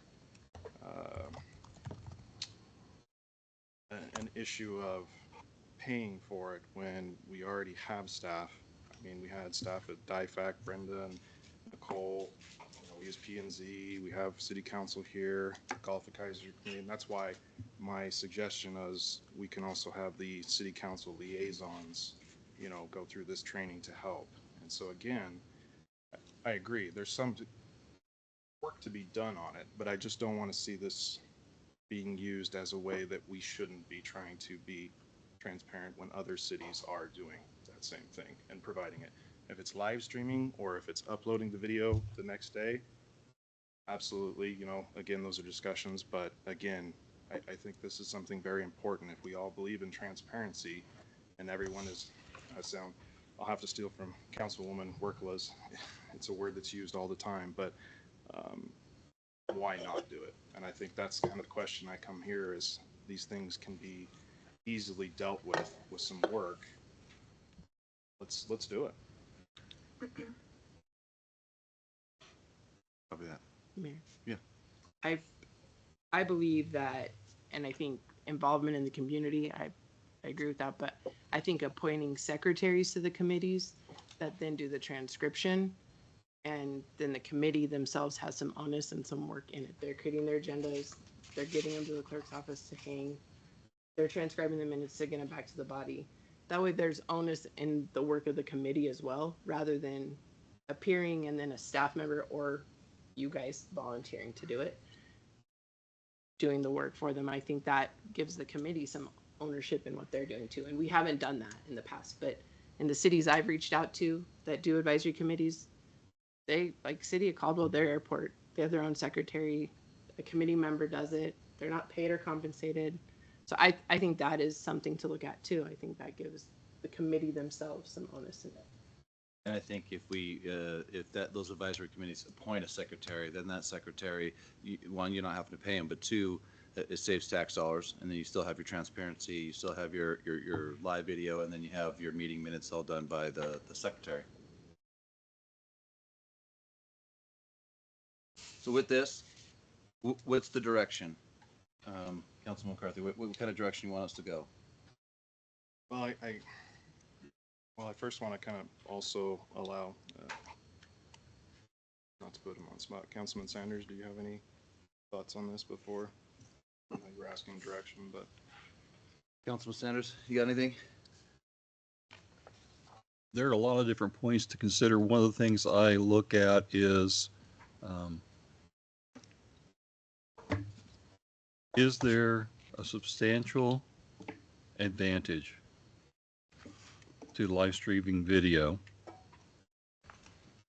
against the challenge we have right now of trying to get conflicting ordinances of the city to coincide, and still, because I do believe that the youth need to be involved in these things. We're wanting, for example, to grow the golf course, and we're not talking and having the youth involved in it. We're fighting against ourselves.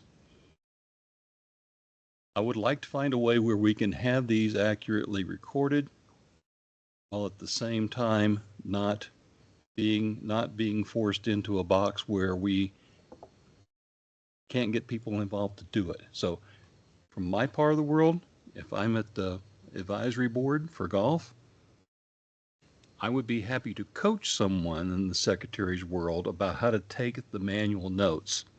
Because even as we're discussing the electronic world, if Idaho Power has its one magnificent day, the year where it drops, it'll be on my committee. It'll happen. And we'll go back to pencil and paper for a time. So I agree with Councilman McCarthy. I agree with you on the principle that government is working at all of its levels. Its activities should be available to the public. How we get there, I don't know we have that answer for this yet. There. Councilwoman Workla? Councilman McCarthy, if you have a vision for that, I'd be happy to hear your motion.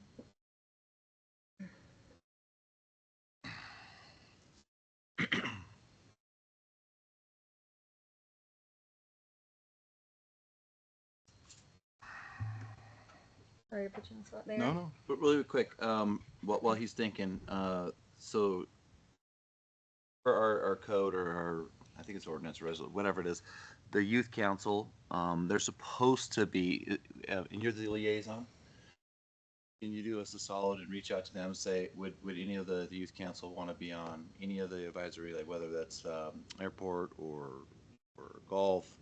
And if not, then we could probably take that out of the code. But if they are, then I think there's the dilemma. And I agree with Councilman Sanders that we want to get the youth involved in city government in day-to-day operations of the city if we can. So it's just my 2 cents. Mayor. Councilwoman. Paul, is there a way that we can just put in certain committees, like if you're looking for DIFAC, right? If, for example, if that's the one you want to be recorded, can we like pick and choose, or is it all or none? You can pick and, it's So completely would you voluntary like to do anything. maybe list the top ones that you may want to have recorded? And before you answer that, Mayor, Councilwoman. Paul, can I ask a citizen in the audience a question? You can do what you wish. Thanks. Rod, so at the at the golf advisory meeting that you filmed, how many hits did you get? Because the city wasn't recording. I know you looked it up. I just. At about noon today, it was 637. Okay. So that just shows, right? That was a citizen filming, and there were 637.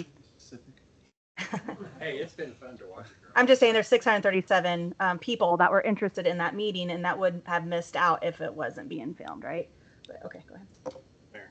Councilman McCarthy. I guess for vision, really, thank you, Councilwoman Workla and Councilman Sanders and Councilman Harjo for all your input on this. I guess really it just comes down to we only have two bodies that we don't currently do, and well, one of them's an action or a discussion tonight, but the Golf Advisory Committee and the DIFAC. So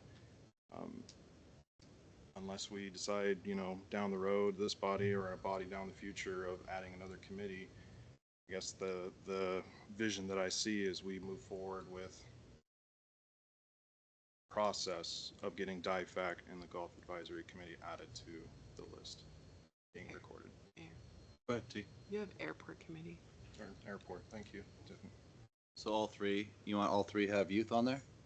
No, not youth, being recorded. That was the ask. Sorry, Mayor. Okay. No, you're good. No, I'm just trying to get we putting down.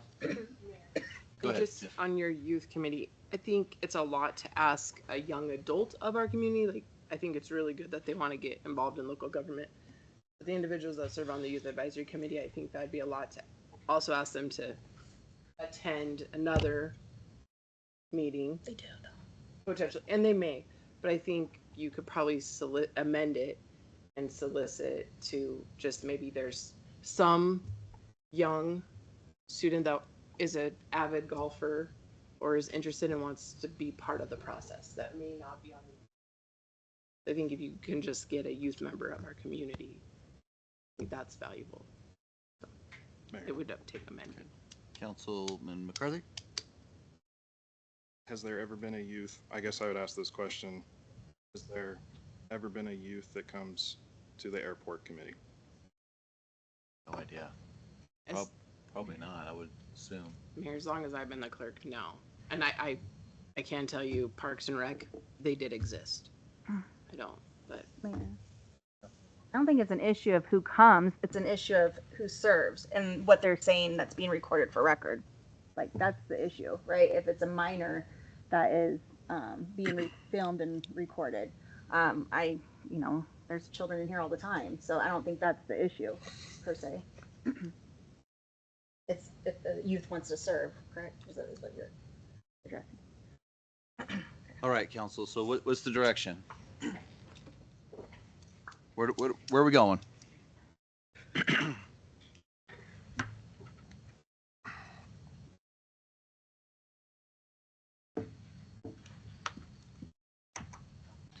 Mayor. Councilman McCarthy. It sounds like we have a few questions with the youth piece. And I understand the concern. Again, that was not the intention of this. It's the intention is to bring some more attention to our committees for the public to understand what's going on. And so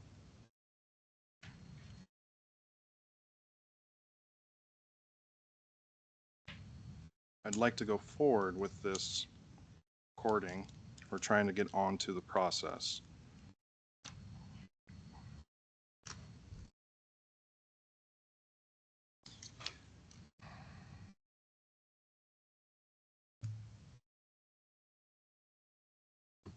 Mr. Mayor. Councilman Sanders. I think we should consider at this point asking you and your staff to prepare an estimate of costs if we were to add DIFAC and the Golf Advisory Board to the recorded meetings.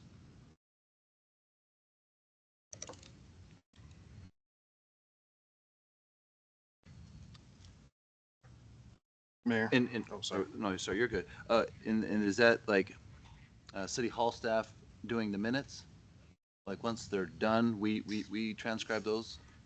Correct. That they, the same level of service we're currently providing for city council meetings and planning and zoning. Okay.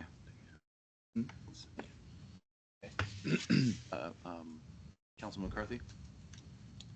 I guess I would also ask then if, to help alleviate any concern, if there is any interest from our youth that would like to be part of these. And then I guess I'd be ask the council if I can come back with some answers to some of the ordinances and that we could move forward with to help alleviate these concerns so that we can get to the end for recording. Okay. Tiff, what do you think? Go ahead. Mayor and Council, but we don't have city staff that can, we already are working. Don't know that we have someone that can take time off just to do. Right. Let me. Just a question. Right. Are you willing, like, to compensate and hire a staff member to do work stuff? What do you think of turnaround time? Best guess, a week, 2 weekish, just to just kind of give a best guesstimation in between your staff, not your time, but your staff time, but kind of break it down. Because what's the average, just like ballpark it? Now, I'm not going to hold your feet to the fire, but what's the average time that it takes your girls to do all those minutes? It took Amber almost 32 hours to do the last set of city council minutes for this packet. And I proof them after, and then we make the edits. So there's between, and that's between like a phone call, maybe customer service, but she's plugged in solidly listening to minutes to get them, right? So, and granted, an advisory committee is not quite as in-depth as your guys's, but DIFAC definitely is. But the other time too is some of this time is overtime for sitting and operating these systems after hours and stuff, and then we're flexing out time. But like we can work through that. I can have everything prepared for the May 12th. To be frank, we audio recorded. I didn't train Jake to put the video cameras on. So like we could load the audio file to YouTube to get 642 views like 37. Mr. Dudley got. But he got the picture. Like ours are black screens. You know what I mean? So in the meantime, we'll audio record this way and do that, and be prepared, I guess, for the next city council meeting with the information. So can I ask the council, can we table this until the 12th, get you everything that you requested? Here. Councilman McCarthy? I'd be open to tabling this and bringing it back for next city council meeting after working with staff. And then Councilwoman Worklow, will you ask the youth if there's anybody that would be willing to sit on those? And if not, then it's kind of a moot point. Mayor. Councilwoman. I think I can 100% ask, but again, it's if you have an interest in it, right? So I would think that we go to the golf course, right? And that's where you would do your ask of anyone. So yes, I can ask if they would want to sit on it, but I think also you'd have better participation if someone has an interest in it. So I'm gonna go out to the golf course. I'm just asking members of council, have you guys read the advisory committee ordinance? So, like, I would ask that you read it and get me your edits and changes so that on May 12th, we can actually pass, because we're gonna have to read it aloud.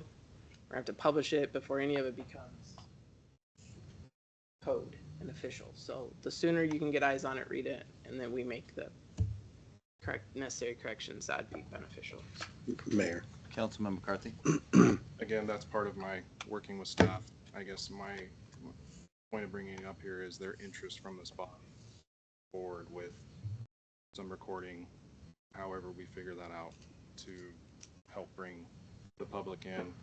637 views. So I guess I have no problem working with staff and getting some more of these questions and that, but I want to see if this body wants to move forward with this direction. I will say, the views are because it's golf course. If it was trash, nobody'd be interested. It's golf course. I'm giving you a hard time. Okay, we'll just take, well, I guess it's an action item. That emotion then. Yeah, sorry, go ahead. Mayor. Councilman McCarthy. So sorry, I would like to hear from my other council members if that's, do they have an interest moving forward with this if I go work with staff and to bring this back? Councilman Workala. Yes, make the motion. Mayor. Look at your answer after you make the motion. I'll make a motion to table old business action item number 1, deliberation decision regarding audio or video recording of committee meetings to be brought back for our next city council meeting. Second. It's been motioned and seconded. Any further discussion? Hearing none, I'll call for the question. Councilman Harjo. Aye. Councilman Workala. Aye. Councilman McCarthy. Aye. Councilman Sanders. Aye. Run down to action item deliberation discussion old business number 2, deliberation decision regarding railroad extension relocation project, Mountain Home Municipal Airport, and allocate the funds. Council.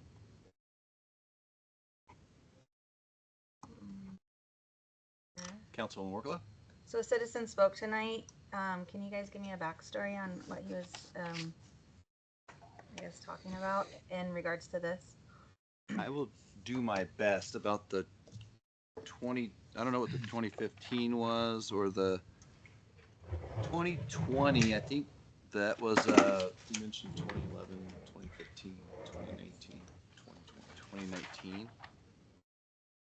Sorry, I think the only thing I can really speak on was maybe it was the 2019. Hell, 2019 is when we got the rail, I think. I think 2020 we used a firm to clean out some of those spurs, if memory serves me correctly. So that's where that one came. And then they ended up sucking out the wrong area of the track. So then we made them come back to figure out how bad the ties were. Size of the rails, Yeah, the size of the rails. position of the rails. Yeah. Mayor, Go ahead, that's T. with Badger, and that was only from the road crossing to Wolfpack and to the UP connector. That had nothing to do from where, I don't know the name of the road, Sawmill Road, if you will, that road to the rest of the track, Badger didn't even examine. Yeah, and that was 4 point, yeah, and that was, so we have 4.25 mile of rail, not the 3 miles of rail, but that was to see if that was even attainable or workable for that spur off that UP line. And Tiff's correct, it was the Badger is the only one I know, and I only remember it because it's an animal. Like, it's easy to remember. Fair. So that's where we're at, yeah. Yeah, because he said in 2020, CRS came to give an estimate. And the question that he asked is, why didn't we use the former estimate that was given prior to 2020? And now it sounds like Keller's coming back to ask him, if I'm hearing right, to help give Keller information for this project. So So one, there's two different, I would say two different aspects. One is to move the rail away from the airport runway. I don't have a map. The other one was the condition of the track. Is it, how bad the ties were, all that good stuff. So one is trying to get so right now the rail line goes right through that 273, right by the airport. We want to move it further along, I would say, was that west of our property, keep it going out so we can extend that airport runway 3,000 more feet. It'd make that a total of 8,000 feet runway. Where's Chris when you need him?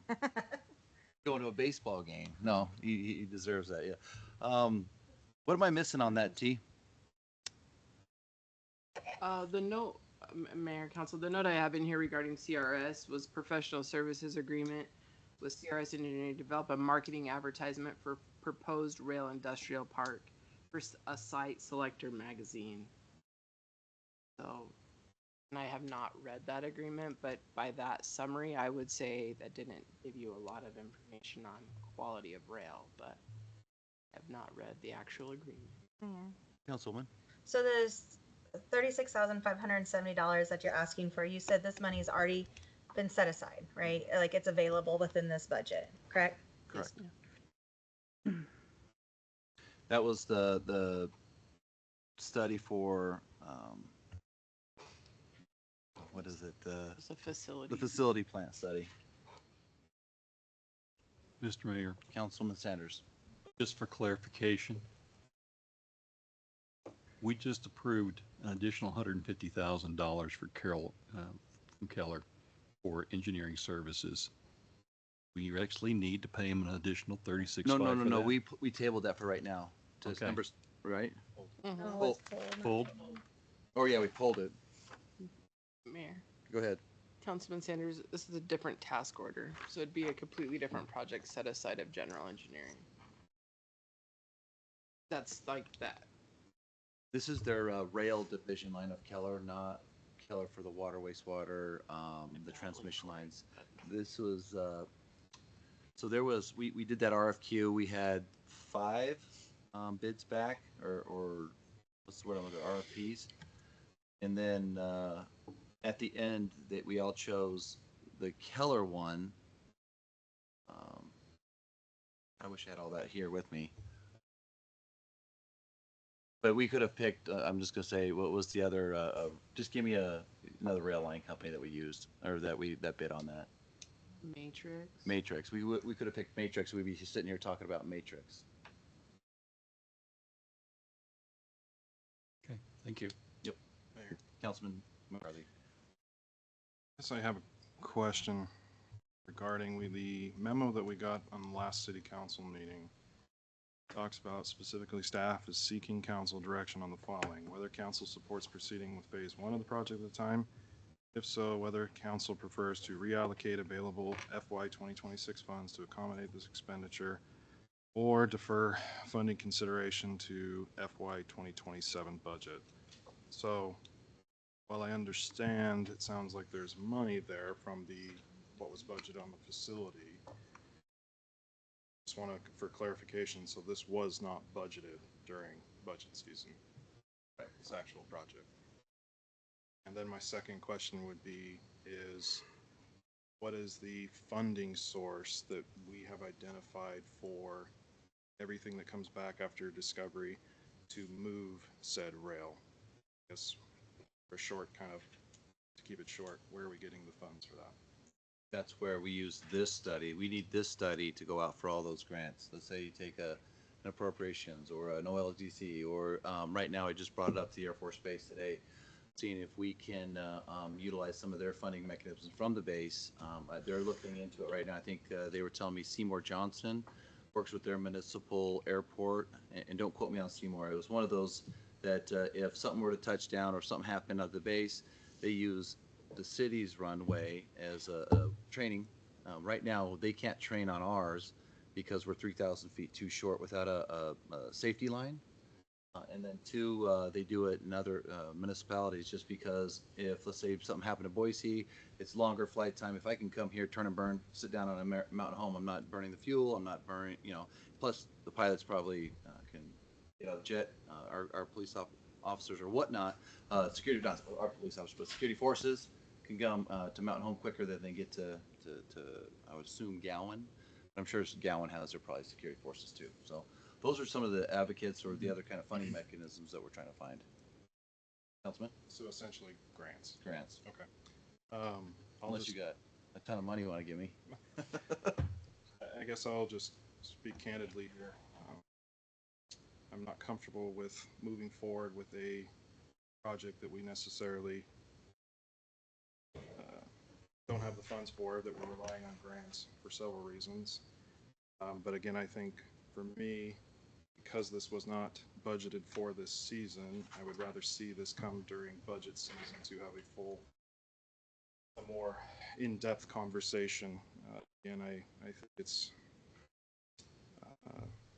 concerning. Again, that I hear all the pitch for what could happen if we get it, and what could come and all that. But again, it comes to, well, what happens if we don't get the grants and we spend all this money for that? So, and that's kind of my thoughts, is I would rather see this come back for the budget process to have more discussion on it, so that we actually have planned for this. So and I hear you, and I'll just say that the quote will be probably higher in the next fiscal season. But I saw you had your hand raised, Paul. Sorry.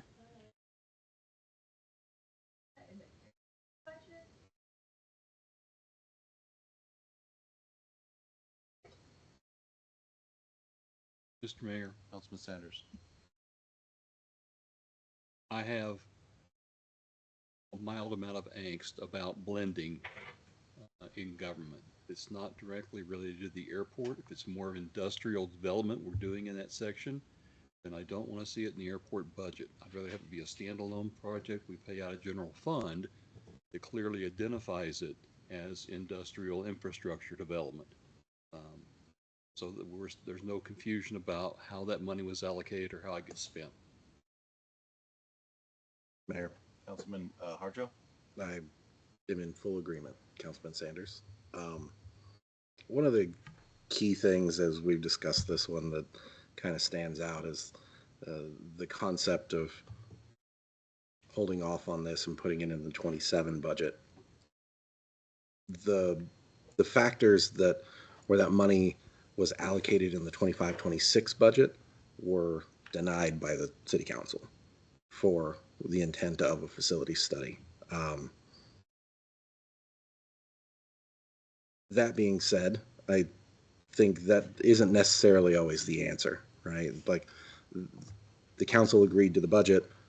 The council also denied the function of what was approved in the budget when that came to be. So setting this out to the 26-27 budget when the council's already denied the original use for that particular study from its intent, I feel like this is kicking that can down farther and farther down the road, when our biggest challenge in balancing residential tax dollar, well-paying jobs in our community, we need to start looking to the future of what we, as the deciding body, need to do to work towards getting those elements of tax relief through large commercial and industrial property tax implementation. This is that time where it applies in the term of build it and they will come. We have to be prepared in our steps forward for those potential opportunities where big industry does come knocking. We are getting close. We've got expansion of power right in the same neck of the woods. The acquisition of this rail spur was very intelligent, and it was a great partnership with the Air Force Base and everybody that made that work. Now we should be looking at how do we best make that work for the community that we represent? Because these are the jobs. This is the tax relief in terms of that balance. So I'm not comfortable with pushing it off potentially another year when we've acquired with intent the 273 acres. We've acquired with intent 200 additional acres that borders that. The ball is moving in that direction, and this is putting a chalk under the wheel of that motion. Mr. Mayor. Councilman Sanders. Tiffany, the funds that would be used were this to be reallocated are coming from the facilities project that the council moved away from in favor of the railroad. Is that correct? Mayor. Go ahead. Councilman Centers, that's correct. So the intent of the money was to get information to the city and to the council, whether that information was on our current facility status as it was originally budgeted, or whether now we do it as we take some of those funds and use it to pay for this discovery work to give us the baseline, the data we would have to have in order to make any argument in the grant land about being eligible for future funding. I don't want to see the money sit here and wind up being reallocated next year. Previous council and this council as well, looking toward the future, set aside money to begin doing the work to get that information. Whether the council decides it wants to act on that original facilities plan and reinvigorate that, or act now on the railroad, I don't see the value added in delaying when we've already expressed intent in two different directions. The staff is basically asking us which way do we want to go. We told them. I think we owe it to the staff to follow through on this. And actually, it's going to wind up saving us a few $1,000s because I think the facilities line was about $5,000 more. Mayor. Excuse me, Councilman McCarthy. I appreciate that perspective about, looking towards the future, and we're trying to bring industry and how we need this infrastructure. I guess my concern is the relying on grants. And I use the example of Cell Lagoon number 10, where we have spent hundreds of thousands of dollars and we did not get the grant twice. Correct me if I'm wrong. I got a plan for that tonight, and I'll send that to you, but you're correct. And so while I understand that, we want to move forward and we need the information, I don't see how it's necessarily a fiscally responsible way to be constantly waiting on grants and hope that we can do this with the chance that nothing might come out of it, and where are we going to go from there? So again, that's my concern of if the relying on grants are not a guarantee, how are we justify then using the taxpayer money responsibly if nothing comes out of it because we're waiting on grants year after year after year? Mayor. Councilman Sanders. Sorry, Scott. Oh, did you try? One of them's, what? Okay, Councilman. You want to go first? Councilman McCarthy, I understand that perspective. At least I think I do, as best I know how.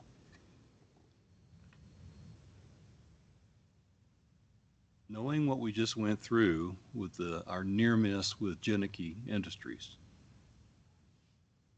there are people out there when they look to expand that sometimes are willing to make that investment to get a facility in place that they want. They may come out and look at our 400 and some acres and say, well, it's not shovel ready at the moment, but what would it take? And we're going to tell them, we don't know. And they'll move on to the next community and get a chance to engage them in that conversation. Mayor, question on that, real quick. Go ahead. So you're saying that there's no way they would front the money if they really wanted to be here? Is that what you're saying? They wouldn't front the money for that study to see if they want to be here? We always have to front that every single time? I'm just asking. Mr. Mayor. Councilman Sanders. Councilman Workla,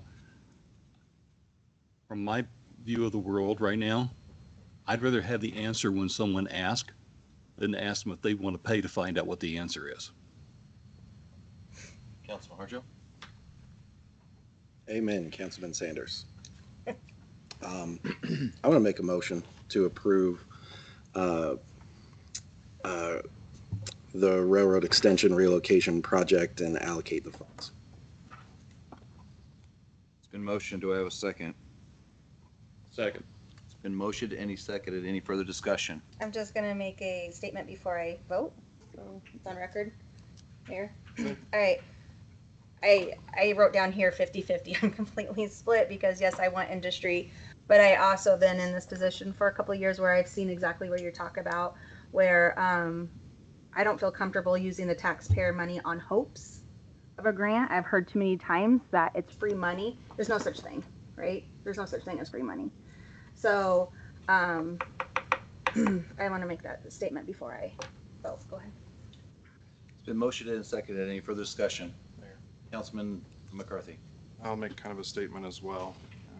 I understand that you want the information and that.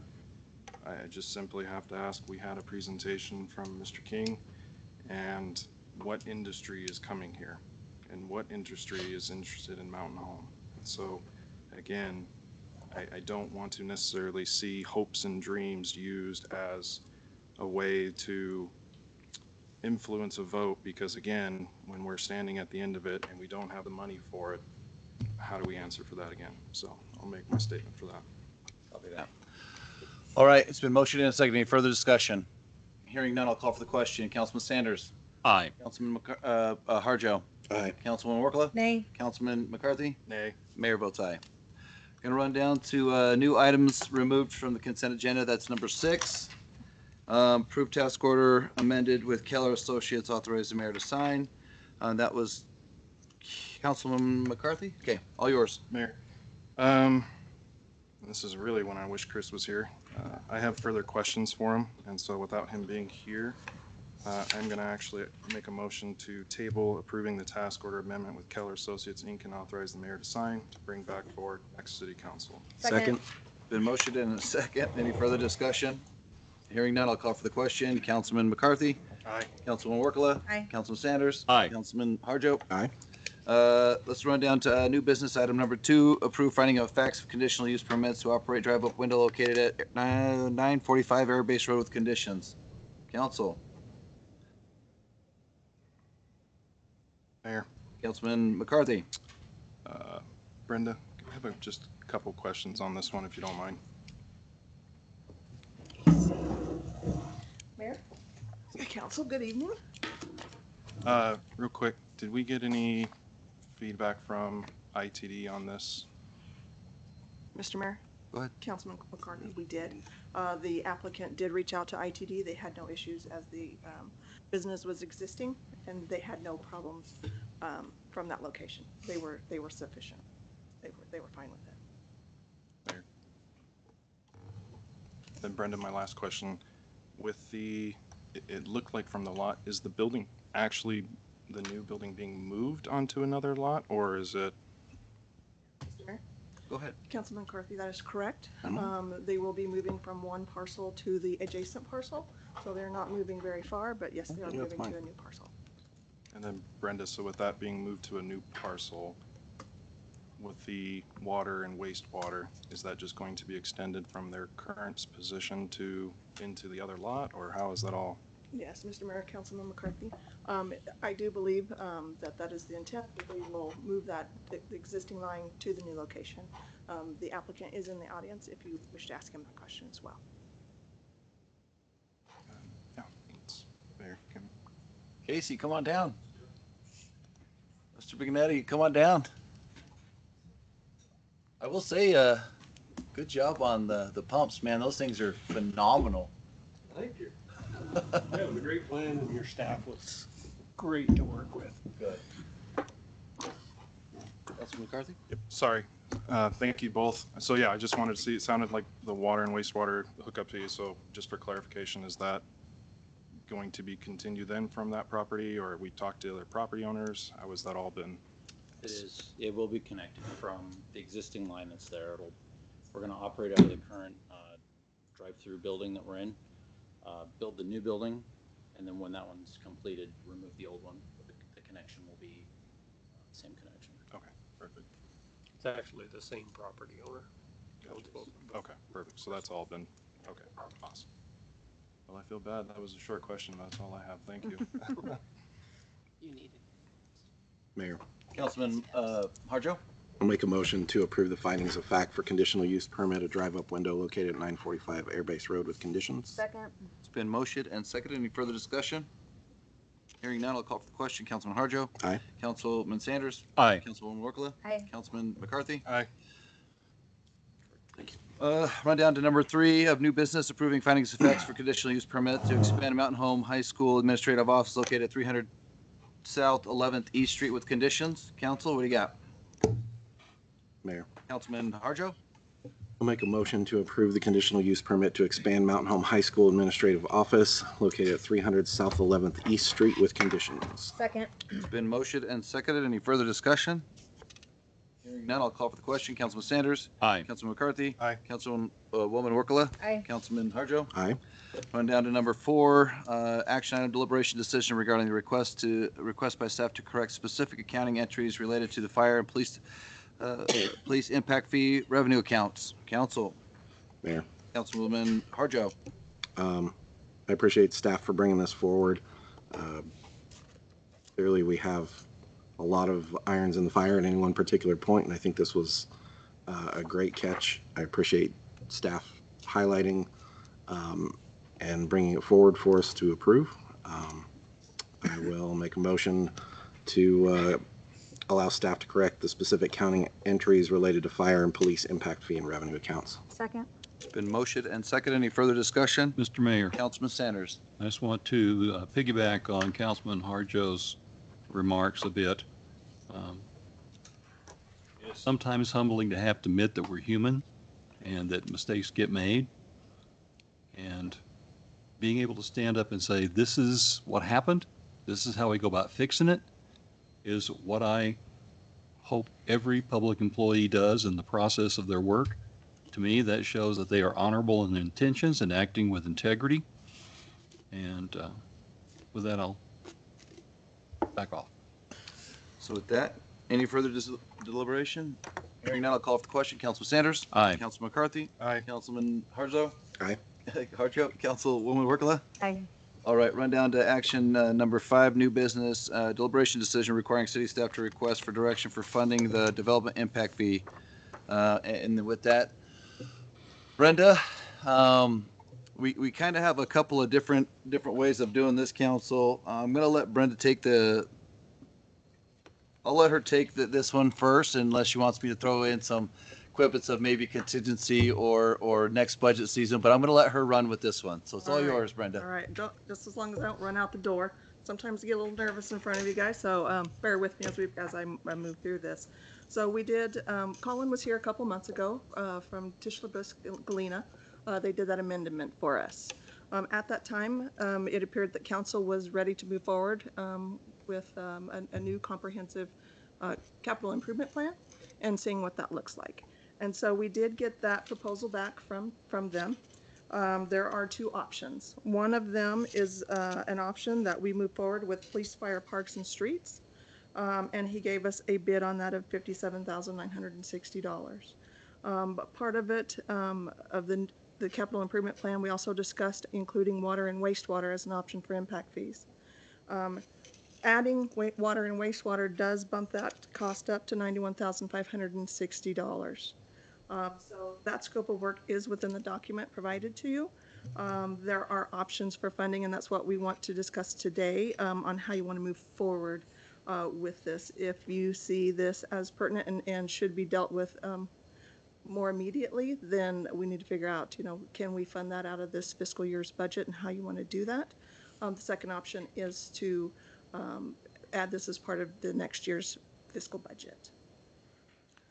So with that, streets, water and wastewater, if you choose to go that direction, can fund their own, with some of their, they have 8, like, so let's say streets has 8,000 in their impact fees that they can pay for it. So, but it still leaves them, what was it, 4,600 short or?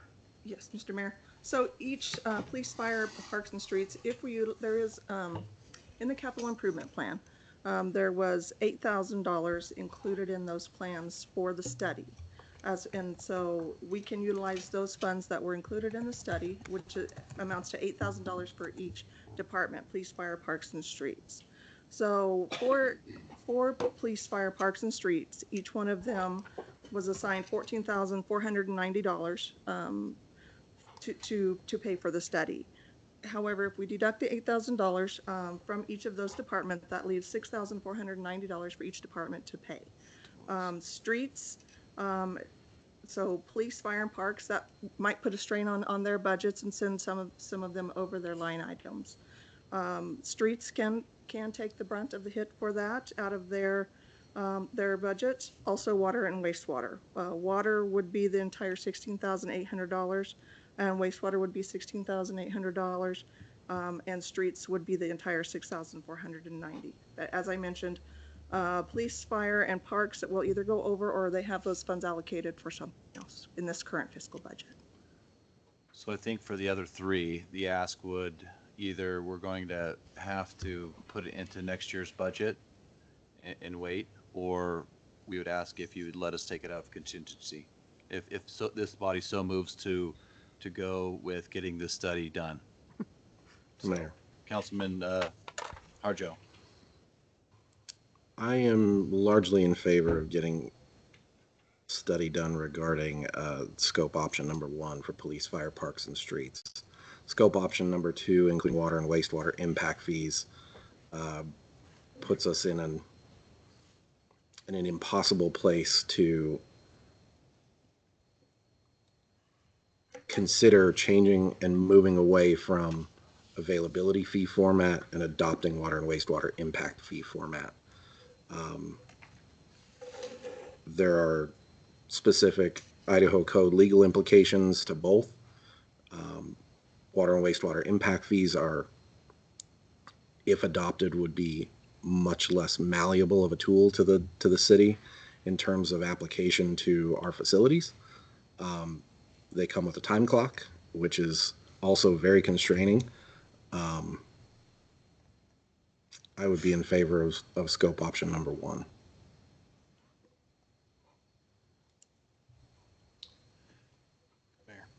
Councilman McCarthy.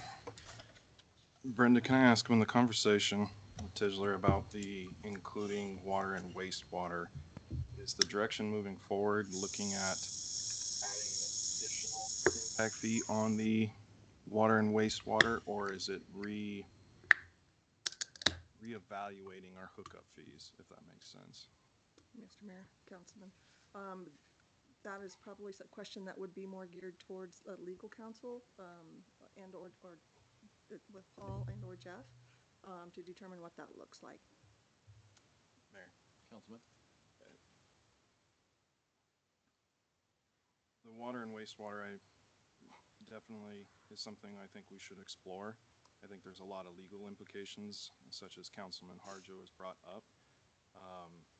I know there's a few court cases in Idaho. One of them is the famous, North Idaho with the Building Association, where they were actually litigated on their hookup fees, where the Idaho Supreme Court had come back and discussed of how that breakout is versus so much of your fee is for actually connecting into the system to buy in the availability versus your impact fees are actually going to the expansion with that growth. So with that being said, I think there's a lot more implication with water and wastewater. I know Idaho code does allow for impact fees for wastewater a longer time than the standard 8 fellows. I'm glad to see that this is coming forward. I know this was brought up in the past with GIFAC as an option in that, such as NAMPA does. But at this time, I would very much would rather cover our bases. We know that the CIP is in much and needs to be corrected due to the growth. As we saw with Idaho Power, they even pointed out that our growth rate is only 1.23%. When we built the CIP, we were at 3%. So it needs to be taken care of pronto. So I would be in more favor of option number one. Mr. Mayor, Councilman Sanders. Brenda, I have a question you may not be able to answer, but since you're the one here, I apologize in advance. I don't see any change to the project schedule based on options. If the council wanted to move with option 2 and we add wastewater and water, what is your perception that the company will be able to keep its project schedule as posted in their handout? Mr. Mayor, Councilman Sanders, I couldn't speak for the company doing it. I wouldn't know what their schedule looks like. I assume what they've put in here into the project schedule, they would adhere to as best as they could. Of course, they put the project schedule starting in May, which is very soon. And so, you know, the schedule could shift a bit from whatever decisions are made here. An ancillary question again, it's may not be one that you are in a place to answer. Are there any mandatory deadlines for having this done? And if so, how do they fit on the project schedule? Mr. Mayor, Councilman Sanders. So by project deadlines, we have met state code by doing the amendment. You can do the amendment is required every 5 years. So we just did the amendment. So technically we have 5 years to do this. I know this is something that we want to do quicker than that.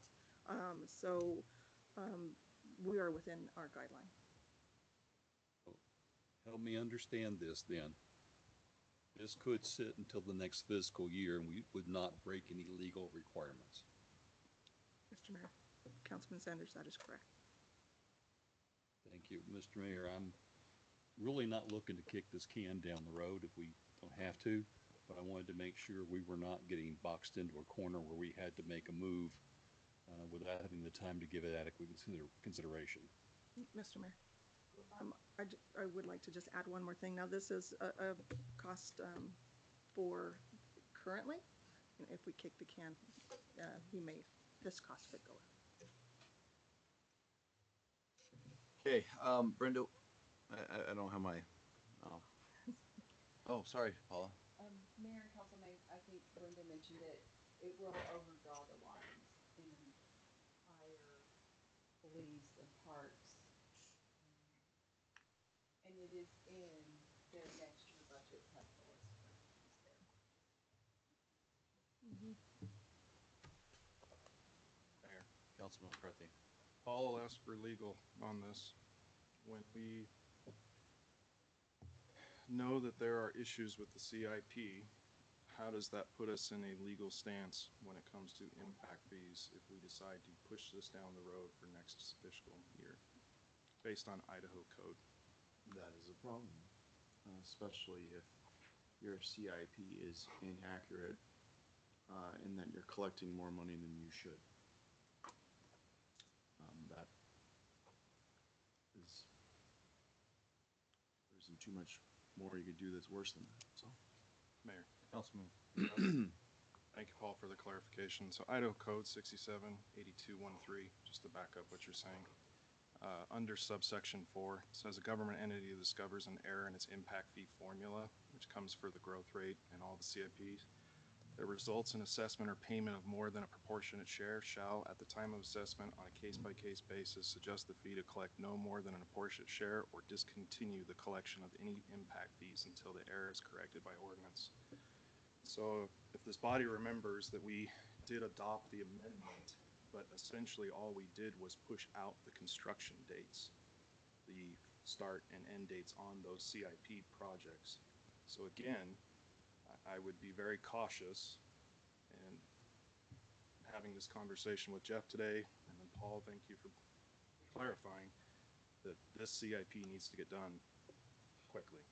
So I do have concerns when we have verifiable data to show that the CIP is flawed and needs to be updated based on Idaho code. Councilman Sanders.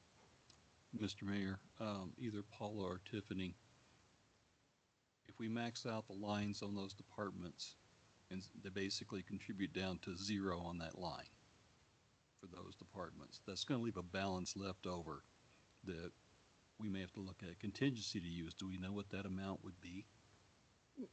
Mr. Mayor? Yeah, we figured that today. Councilman Sanders. So if you are willing to utilize contingency funds, that amount is $19,470. Streets would be able to pay their own. So I think that's the ask, Councilman Sanders, is if we could just do the $19,740 out of the contingency, so we don't have to take it out of and draw those lines negative and allow the department heads to still utilize their current professional fees for what it was intended for. Mr. Mayor, I'm going to move that we select option 2 for the development impact fee study, that departments pay down the amounts they are able, and we take the balance due from the contingency fund. It's been motioned. Is there a second?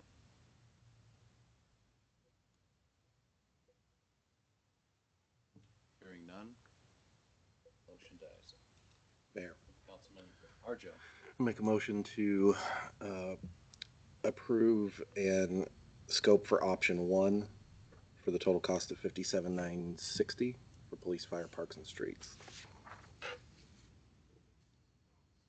And Councilman, and take it out of contingency, And take out of contingency. Sorry.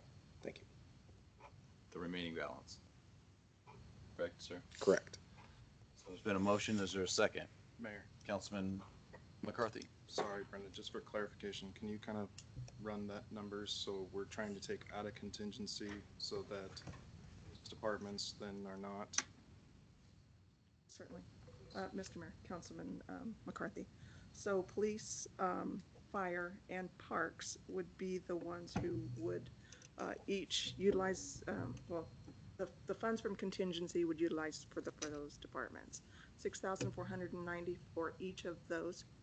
So police, 6,490, parks, 6,490, and fire, 6,490. The $6,490 for streets could be paid out of streets, and keeping in mind that that is also utilizing the $8,000 that exists in the impact fees funds currently. And that's with the contingency versus, Mayor, sorry. No, I you're think good. you had brought up about not zeroing out their professional fees. Right, it does more than just zero. It takes some of them Negative. and one of them is $1,490 negative. And they all have plans to use those currently, right, Ty? Yes, sir. To use those professional fees currently for the what they were allocated for in the beginning of that session. Mayor. Sorry, budget. Councilwoman Workla? Before this motion potentially dies, I need clarification. So, Councilman McCarthy, are you saying that because our CIP is incorrect, if we approve these numbers now, according to legal, that could create a big issue, right? Could, not will, but I don't know I think you how far off the numbers are. said there's no greater issue or something. I don't want to put words in your mouth, but you said something there's no. If you overcharge, well, right out of the statute, if you knowingly overcharge, knowing your CIP is inaccurate, and then exact that impact fee, then, it's a very easy lawsuit against us. Isn't that what we're doing right now? I don't know that's why I'm saying that's the law. I don't know how far off our CIP is. Well, what are we doing right now then? Trying to fix it. No, I know, but I know we're trying to fix it, but I'm saying if we don't know the numbers, that tells me that we're already at fault, right? No, it's not, this isn't an intent, there's no malintent here, it's just whether the math adds up. So it's a gamble. Well, yeah, not knowing what that answer is, I would want to know that before I could, I told you what the law is. Yeah, right. Are we actually in breach? I don't know. Well, we had a study, sorry, Councilwoman. We had the study done, and that's what we've been utilizing, but we feel that obviously now we need to take a second stab at it, and this is the cost to make sure that we're all in a balance. It might come back high, it might be better, it might be worse, like, this is the costs of the impact fees. Yeah, We were- it's, yeah. if it was accurate when we enacted it, we're fine, but when we come to realize that it isn't, that's when we need to do something, right then and there. Mayor. Mhm. So Councilman McCarthy, what percentage are we potentially off from being accurate? Because the study was what, 3%, and there's what's your finding? Mayor. Councilman McCarthy. So before my time on the DIFAC, when it came up, it was over 4%. Then we had an adjustment down to 3% for the CIP currently. So we have a CIP that is at current 3%. Where we've seen, and quite frankly, I was going to bring this up later, the census has come out with an update that we are just above 1% for growth rate. So, Mayor, so we know our numbers are off, our percentages are off. Hang on a second. Go ahead. I'm not trying to get us in trouble, but you know what I'm saying? If we know that, if we know our, I don't know that is true. I would have to look at it tighter. I could just tell you what the law is on it. Mayor. And I can tell you that when you enacted it in good faith and then you realize times have changed, it's not, the prudent thing to do is to study it and to see if in fact it's inaccurate, and if it is, then at that point you change it. It doesn't mean you were unlawful before that, if you in good faith passed it at the time. Quit asking me questions. Just to add, the amendment that we did, pushing out the completion dates or the start dates of projects, adds merit to we are off on the growth rate. Because again, we didn't hit the projected dates based off what that CIP was saying we were going to grow at, and that's why they have in the CIPs those start and completion dates, so that it's a checks going forward with, are you actually doing your growth rate to keep your level of service, which then goes into your infrastructure that is part of growth. And so when you don't have those meet dates in that, it comes back to the question of, well, are we collecting enough money to get those projects done? Well, if we're not collecting enough money, impact fees, why aren't we collecting enough impact fees? And it comes back to, again, those projection growth rates. So we have a motion. Do I have a second? Mr. Mayor. Brenda. So I was just chatting with Ty, and he told me that they are would be willing to utilize their funds for their professional services, and could then find what would be overdrawn from a different line item as well, if you so choose to go that direction. Councilman McCarthy. Chief, thank you for that. I guess I would ask I would be curious to hear from Fire and Parks to hear what other professional fees. As you said that they were looking at using their line for their professional fees, what are they looking to use those fundings for before we start diving into the contingency fund? Mr. Mayor. Thanks, Ty. I did. So, as you know, we are without fire marshal. Those professional fees for fire would be utilized for consultation. Mr. Mayor, point of order. Councilman Sanders. We are a bit knee-deep in the discussion of a motion that's without a second. Right. Oh, sorry, yep. Okay, there's a motion, a second. Do I have a second? Or there's a motion? Do I have a second? I desperately want to discuss it, but I won't break decorum. Right, no, I appreciate it. There was a second, so thank you. All right, motion dies. Mayor. Mr. Mayor. Who wants to go first? Councilman Harjo. So we understand that we need a study. We have internal debate on the accuracy of our percentages. We've made two separate motions to approve moving toward a study. And here we are with no motion on the table. Both options have been approved. What more does the council need to move forward on one of these two options? hang on, let me make a statement first, and I'll come to you. So council, this is, if I'm gonna vote on this, I will tell you, I love the flexibility of the way the wastewater and water fee are currently. It gives the council a lot more flexibility in the funding mechanisms of that section. So if I was to vote right now, and I would say, I would probably go along with Councilman Harjo's first motion is to do the first one with using the contingency fund, so I don't have to pull out of other funding, have them go negative, out of the other departments go negative, or keep it, sorry, I'm trying to figure out the word I'm looking for. So that my department heads don't have to go negative in that count and figure out where they're gonna fund all the other line items that they're gonna have to take out of to make sure that at the end of the day, that their budget is solvent. So, Councilman Sanders. Mr. Mayor, Councilman Sanders. members of the council, the way this has been presented to us, there are only two options. If I had to choose between the two options, I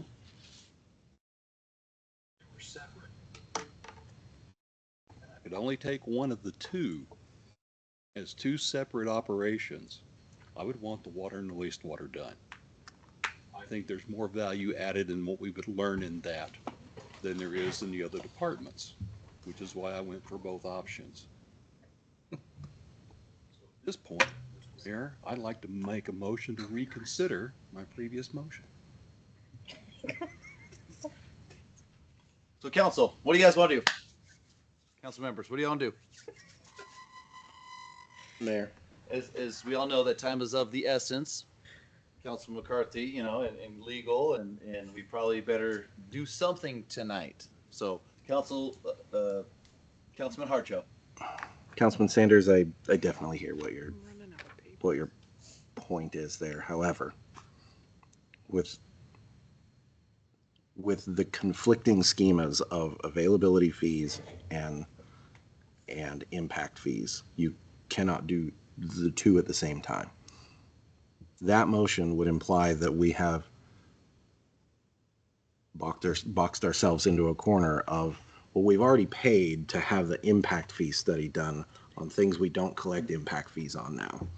I understand where you're talking about the value of data, but the data is kind of apples and oranges in that sense because we're not utilizing that schema of collecting those fees under that purpose.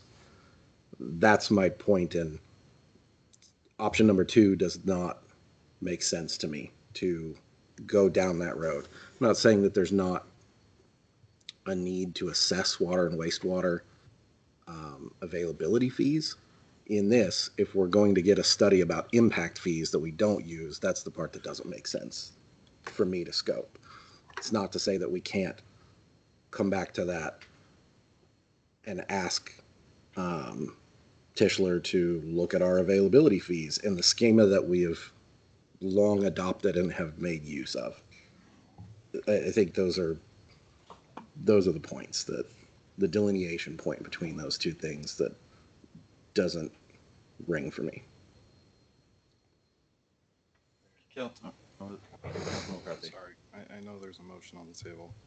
We're trying to keep decorum, but let me get my thoughts here. Councilman Sanders, I understand the water and wastewater. As someone that was on the previous DIFAC, bringing that forward with NAMPA, I'm very much in favor of moving towards that direction. Again, I'm very much concerned, though, when it comes to the availability fees, when we have to really look about how that is. NAMPA has their availability fee and they have an impact fee, but they are split up so that impact fees are actually going to the CIP projects, where the availability fee, I'll say the hookup fee, is going into their own accounts when I had discussed with them last year. So I definitely think it's something, again, the wastewater, Paul, correct me if I'm wrong, but I've read this pretty hard on the wastewater, is that the impact fees have a 20-year cycle on the wastewater. It's one of the exceptions to the impact fees. As opposed to 8. So I can see that we definitely need a 20-year plan, I would think. But I'm juggling here because how nice would have had these conversations last year. And that's where I frustrated, is because I don't necessarily want police, fire, and parks and streets to pay for something that should have been taken care of last year, and quite frankly, the year before, and that when these things were being brought up by the DIFAC. So that's where I'm torn of. Very much, we have to get this CIP done. We legally have to get this done. We have the data. We know it's wrong. However, my contemplation is, how much are you going to use the contingency fund, and how much should these 4 departments pay for the option 1? I think definitely we should come back to option 2